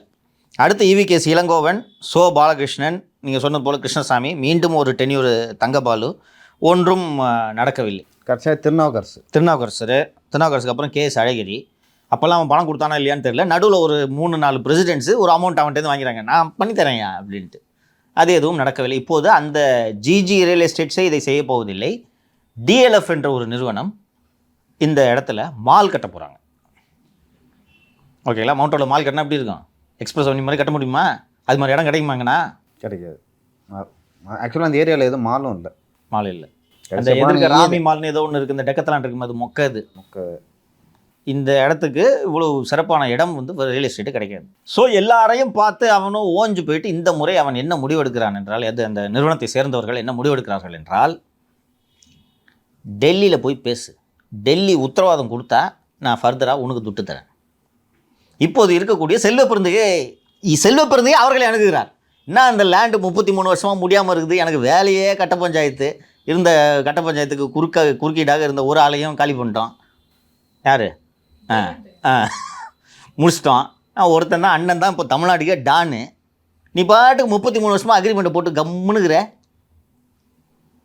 ஒன்றும் உனக்கு என்ன லேண்டு வேணாமா என்று கேட்டவுடன் பாருங்கள், இவ்வளோ பேருக்கு நான் கொடுத்துருக்குறேன்.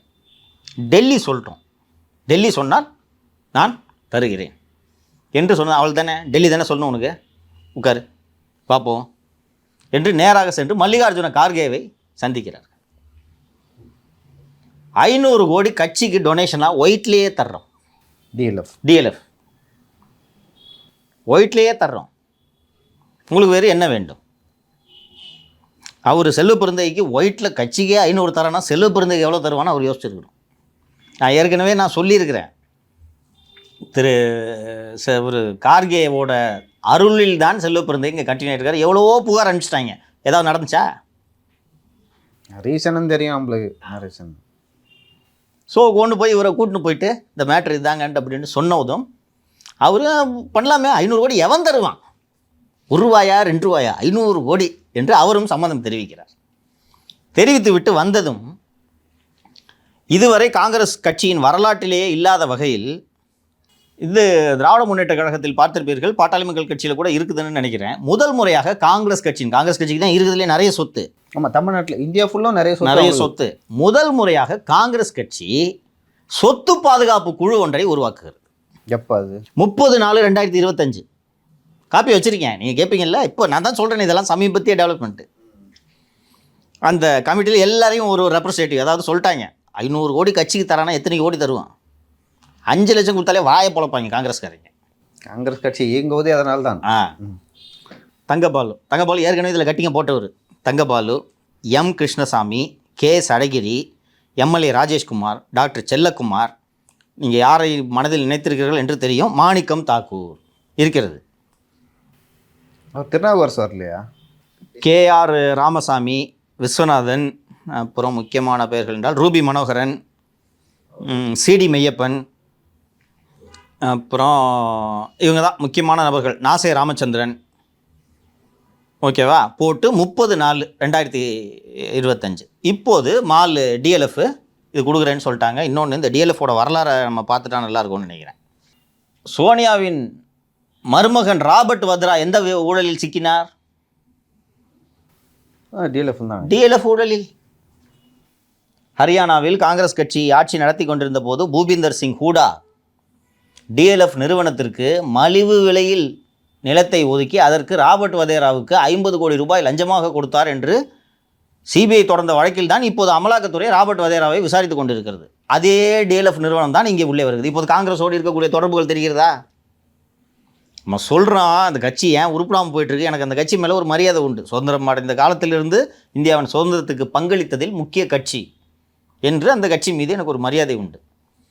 இது ஏன் விளங்காம போகுதுன்னு தெரியுதா? முதல்ல இந்த சொத்தை விற்கணும். இவ்வளோ பெரிய கமிட்டி போட்டாங்களா? கமிட்டி போட்டு விட்டு நேற்றைக்கு முன்தினமோ ஒரு நிகழ்ச்சி ஒன்று நடக்கிறது எங்கள் காமராஜர் அரங்கத்தில். அண்டு அம்பேத்கர் பற்றிய ஒரு நிகழ்ச்சி இப்போது நடத்துகிறார்கள். அந்த நிகழ்ச்சியில் காங்கிரஸ் கட்சியினர் பேசுகிறார்கள். காங்கிரஸ் கட்சிக்கு வருமானமே இல்லை. நீங்கள் இந்த சீக்வன்ஸை கவனிக்கணும். 30/4/2025 சொத்து பாதுகாப்பு குழு, அதற்கு பிறகு நடக்கிற மீட்டிங்கில் பேசுகிறாங்க, கட்சிக்கு வருமானமே இல்லை. அந்த மீட்டிங் ஃபோட்டோலாம் இருக்குது, வைக்க சொல்லுங்கள். வருமானமே இல்லை. எல்லா கட்சிக்கும் ஏராளமான வருமானம் இருக்குது, காங்கிரஸ் கட்சிக்கு தானே வருமானமே இல்லை. காங்கிரஸ் கட்சிக்கான இந்த சொத்தான இந்த காமராஜர் அரங்கத்தில் திருமணம் நடத்தி அதன் மூலமாக கட்சிக்கு வருவாய் ஈட்டலாம் என்று பார்த்தால் பின்னாடியே சமாதி இருக்கிறது. இதனால் யாரும் இங்கே வரமாட்டேங்கிறார்கள், அபசகுணமாக கருதுகிறார்கள். காங்கிரஸ் கட்சிக்காக உழைத்த ஐயா மூப்பனாரின் சமாதி அபசகுணமாக சொல்லிவிட்டு இதை உடனடியாக அகற்ற வேண்டும் அப்படின்னு யார்? செல்லுப்பிரதே பேசு, அண்ணன் பார்த்துக்கிறேன் பேசு என்று சொல்ல, இந்த காங்கிரஸ் கட்சிக்கு தமிழக காங்கிரஸுக்கு பொறுப்பாளராக இருக்கக்கூடிய கிரீஷ் சோடன்கர் அவர்லாம் இருக்கார். எல்லாம் சேர்ந்துட்டாங்க 500 கோடி என்று சொல்லி எல்லாம் பேசுகிறாங்க. ஆமாம், அதை அகற்ற வேண்டும்.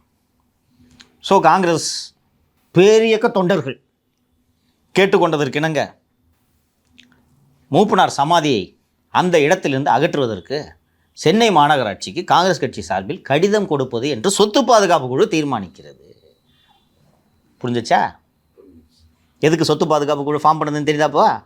இந்த சொத்து பாதுகாப்பு குழு கடிதம் கொடுக்கும். ஒன்றும் பிரச்சனை இல்லை. இப்போ 20 பேரோ 25 பேரோ இருக்காங்க. கரெக்டாக சொல்கிறேன். 31 பேர் சொத்து பாதுகாப்பு குழு. அப்புறம் தலைமையக ஒருங்கிணைப்பு மற்றும் கண்காணிப்பு குழுன்ட்டு அவங்க கட்டிங் கேட்டிருப்பாங்க போல இருக்குது. அதுக்காக அதில் ஒரு 4 பேரை போட்டிருக்காங்க. மொத்தம் 35 பேர். இந்த 35 பேரும் கையொப்பம் போட்டு சென்னை மாநகராட்சியிடம் சொத்து பாதுகாப்பு குழு நியமிச்சிருக்கோம். அது சார்பாக சமாதி முதல்ல தூக்கு. எதுக்குன்னு கரெக்டாக சொல்லுங்கள். அந்த இடம் நான் சொல்கிற சமாதி இருக்கிற இடம் தெரியுது உங்களுக்கு? தெரியுது. எதுக்குன்னு சொல்லுங்கள். எதுக்கு இப்போ தூக்கணும்? அவ்வளோ பெரிய இடம் இருக்குது. இந்த சமாதி என்ன அவ்வளோ கஷ்டம்? நாளைக்கு மால் வந்தால் டிசப்பாயிண்டாக இருக்கும். என்ன டிசப்பாயிண்ட்? கரெக்டாக சொல்லுங்கள். வேக்கு அந்த வழியில் போய் பார்க்கிங்லாம் ஈஸியாக பண்ணிக்கலாம். எக்ஸிட் அதுதான் அண்ணா சாலையில் என்ட்ரி, பின்னாடி எக்ஸிட். நேராக ஜெமினி பிரிட்ஜுக்கு போய் ஜாயின் ஆகிடுமா எக்ஸிட்டு? ரோடு இப்படி இருக்கும் சார், பார்க்கிங் பண்ணுறது ரொம்ப எளிமை, அதான் போயிட்டு வர்றது எளிமை. இல்லைன்னா என்ட்ரி எக்ஸிட் ரெண்டுமே வந்து மவுண்ட் ரோட்லேயே கொடுத்தீங்கன்னா விஆர் மால் இருக்கிற இடம் எப்படி இருக்கு? டிராஃபிக். ஸ்கை வாக்கு எக்ஸ்பிரஸ் அவென்யூ போயிருக்கீங்களா? என்ட்ரி அந்த பக்கம், எக்ஸிட் இந்த பக்கம். ஃபீனிக்ஸ் அப்படி தான் இருக்கும் பின்னாடி. நான் போனதில்லைங்க, தெரியுதா? இதுக்கு ஜிகே வாசன் அவர்கள், நீ வேற கட்சி, உனக்கு அதுக்கு என்ன சம்பந்தம்? அவருக்கு தெரியுமாங்க சார் அகற்ற போகிறாங்கன்னு? காலையில் தானே ஃபோன் பண்ணி சொன்னேன். ரொம்ப நாளாக ட்ரை பண்ணிட்டு இருந்தாங்க, சார் முடிஞ்சிச்சு சார், கார்பரேஷன் லெட்டர் கொடுக்க போகிறாங்க சார்னு சொன்னேன். இப்போது சேகர் பாபுவும் செல்வ பிறந்தகையும் எந்த புள்ளியில் இணைகிறார்கள் என்பது தெரிகிறதா? யாருமே டான்ஸ் கிடையாது மெட்ராஸில். 2 டான், ஒன்று சேகர், ஒன்று செல்வம். ரொம்ப வருத்தமாக இருக்குது எனக்கு. மூப்பனாரெல்லாம் நான் காங்கிரஸ் கட்சிக்கு தமிழ்நாடு முகமே மூப்பனார் தான். ஐயோ, அவர் புரிஞ்சுக்குங்கம்மா, ஒரிஜினல் காங்கிரஸ்காரன் ரைட்டா? அந்த ஜெயலலிதா மக்கள் விரோதியாக இருக்கிறார் என்பது அவருக்கு நன்றாக தெரிகிறது. ஒரிஜினலாக ரஜினியை கட்சி ஆரம்பிக்க வச்சு காங்கிரஸ் சப்போர்ட்டில் ரஜினியை முதல்வராக்குறது தான் மூப்பனாரோட எண்ணம். அவர் எப்போவுமே பிஹைண்ட் தி ஸ்க்ரீன் திரும்ப கொண்டு வந்ததே அப்படி நிறைய. ஆமாம், திருமாவை அரசியல் கூட்டின்னு வந்ததே மூப்பனார். அவருக்கு ஒரு நீண்ட நெடிய வரலாறு இருக்குது. இந்திரா காந்தி அவர் மீது அவ்வளோ மரியாதை வச்சுருந்தாங்க. ஈவன் ராஜீவ் அவ்வளோ ஒரு ஸ்டேச்சர் உள்ள டால் லீடர் அவர். அண்டு ரொம்ப அழகாக சொன்னார். அது எந்த 98 தேர்தல் என்று நினைக்கிறேன். அந்த தேர்தலில் தான் வேறு வழி இல்லாமல் இந்த தனியாக ஒரு கூட்டணி கிட்டத்தட்ட 18-20 அமைப்புகளை வைத்து அவர் இந்த கூட்டணி உருவாக்கினார். ஸோ டெல்லியிலேருந்து நரசிம்மராவ் அதிமுக கூட தான் கூட்டணி என்று சொன்னபோது இது சரியான கூட்டணி அல்ல என்றதை முடிவெடுத்து ரஜினி வந்து சிஎம் ஆகணும், இங்கே வாங்கன்னு சொன்ன உடனே ரஜினி சிஎம் அப்புறம் நான் எதுக்கே உட்காந்துருக்கேன், உருவார கருணாநிதி ஷோவை நடுவில் அனுப்பி. இன்னொன்று, ரஜினி ரிலக்டன்ட், அதையும் நம்ம மறுக்கக்கூடாது.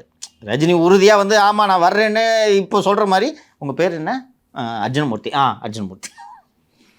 இந்த முடிவு அப்போ எடுத்திருந்தார்னா திரு விஜய் அவர்கள் போல் துணிவாக அன்றைக்கி எடுத்ததுனா ரஜினி சிஎம் ஆகியிருந்திருக்கும், விடணும். ஆனால் விஜய் போல் துணிந்து முடிவெடுக்கக்கூடிய அந்த மனது திரு ரஜினி அவர்களுக்கு இல்லை. சினிமாவும் ஓணும், கெரியரோட பீக்கில் இருந்தார், சினிமாவும் ஓணும், சிஎம்மாவும் ஆகணும். அப்புறம் சினிமா விட முடியாதுன்னு சொன்ன உடனே அப்புறம் அதுக்குள்ளே கலைஞர் புது கூட்டை குழப்பிட்டார். வாட்டுக்கு தம்பி பிரச்சாரம் மட்டும் பண்ணால் போதும், தம்பி ரஜினிகாந்த் ஆதரவு பெற்ற அப்படின்னு உருட்டிக்கலாம் அப்படின்னு. அப்போது ஒரு வீடியோ மட்டும், மீண்டும் ஜெயலலிதா ஆட்சிக்கு வந்தால் தமிழ்நாட்டை ஆண்டவனால் கூட காப்பாற்ற முடியாதுன்னு சொல்லிட்டு ஒரு வீடியோவை போட்டு கட்சியை உடச்சிக்கிட்டு வர மூப்பினார். ஒரு பெரிய லெகசி. ஓகே, இன்றைக்கி அந்த சமாதி உங்கள் வியாபாரத்துக்கு உங்களோட துட்டுக்காக அந்த சமாதி உங்களுக்கு உறுத்தலாக இருக்குதா? அதுக்குன்னு ஒரு நிகழ்ச்சி நடத்தி இவ்வளோ நாள் வந்து உங்களுக்கு அந்த கல்யாண மண்டபம் இருக்குது, சமாதி இருக்கிறதுனால கல்யாணத்துக்கு யாரும் பண்ணுறதுன்னு உங்களுக்கு தெரியலையா? அவ்வளோ பேர் சேர்ந்துக்கிட்டாங்க பாருப்பா சொத்து பாதுகாப்பு குழுவில், எல்லா குரூப்பும். ரொம்ப மனசு வருத்தமாக இருக்குதுங்க. எத்தனை கோஷ்டி இருக்குது, சேருவாங்களா? எதிர் கோஷ்டி காங்கிரஸ் சேர்ந்து பார்த்துருக்கியா நீ? தங்கபால்லாம் காங்கிரஸில் இருக்கிறாரா அப்படின்னு நிறைய பேருக்கு தெரியாது. பார்த்துருக்கீங்களா? கேஸ் அழகிரி ஏற்றுக்குவாரா? செல்லுப்பிறந்தகையா அழகிரி தூக்கிட்டு தானே வர்றாரு. நீங்கள் அத்தனை பேர் இருக்காங்கன்னா எது இவர்களை இணைக்கிறது தெரியுதா? மல்லிகார்ஜுன கார்கேவே தூக்கிட்டாரு செல்வ பெருந்தகை. இங்கே இருக்கிறவங்க எல்லாம் இவரை மாற்றலான்னு வேற ட்ரை பண்ணுகிறாங்க. மாணிக் தாக்கூர் வந்துட்டார்ல. பிஜேபியை சேர்ந்தவர்களும் சிலர் இதற்கு உதவுகிறார்கள். நான் இண்டிகேட் பண்ணுறேன், சம்மந்தப்பட்டவர்களுக்கு புரியும். உளவுத்துறை பார்த்து கொண்டிருக்கிறது. பிஜேபியை சேர்ந்தவர்களும் இதில் சம்மந்தப்பட்டிருக்கிறார்கள். முக்கிய நபர்கள், அடிப்படை உறுப்பினர்கள், முக்கிய நபர்கள். அதுதான் செல்வ பெருந்தகையோட ரீச். இந்த தகவலை சொன்னவர் சொன்னார், அவன் விஷயம் வேணாம் சங்கர் அப்படின்னாரு. சொல்லிட்டீங்கல்ல, இதோடு நிறுத்துங்க உங்கள் வேலை. பேசுறதா பேசலையன்றதை நான் முடிவு பண்ணிக்கிறேன். இங்கே எல்லோரும் எதுக்கு பயப்படுறாங்க? அந்த வீட்டில் தாக்குதல் நடந்துச்சுல்ல, அவன் ஒஸ்ட்டுங்க, இருக்கிறதுலேயே ஒஸ்ட்டு, விடுங்க சார் சொல்லிட்டேன். என்ன நடக்கிறது என்று பார்ப்போம். சரிங்க சார். ஜிகே வாசன் அவர்கள் வந்து பாஜகவோட நெருங்கிய தொடர்பில் இருக்கார் இப்போ சென்ட்ரலோட. அவர் மோடி அவர்களுக்கு வந்து மூப்பனார் வந்து ரொம்ப க்ளோஸ் அப்படின்னு, என்னோட உங்கள் அப்பா வந்து எனக்கு நல்ல பழக்கம் அப்படின்லாம் வந்து பேசியிருக்காரு. ஸோ ஜிகே வாசன் அவர்கள் வந்து இந்த விஷயத்தில் எந்த மாதிரியான மூவ் எடுக்க போகிறாரு, இதை எப்படி தடுக்க போகிறாரு, அதுதான் அடுத்ததாக இருக்கும். இல்லை வந்து அதை தாண்டி வந்து அந்த சமாதியை வந்து அப்புறப்படுத்தி இவர்கள் அந்த நிலத்தை விற்கிறார்களா இல்லையா, இதுதான் வந்து நம்ம தொடர்ந்து அதை பற்றி பேசலாம் சார். ரொம்ப நன்றி உங்க கருத்து. நன்றி.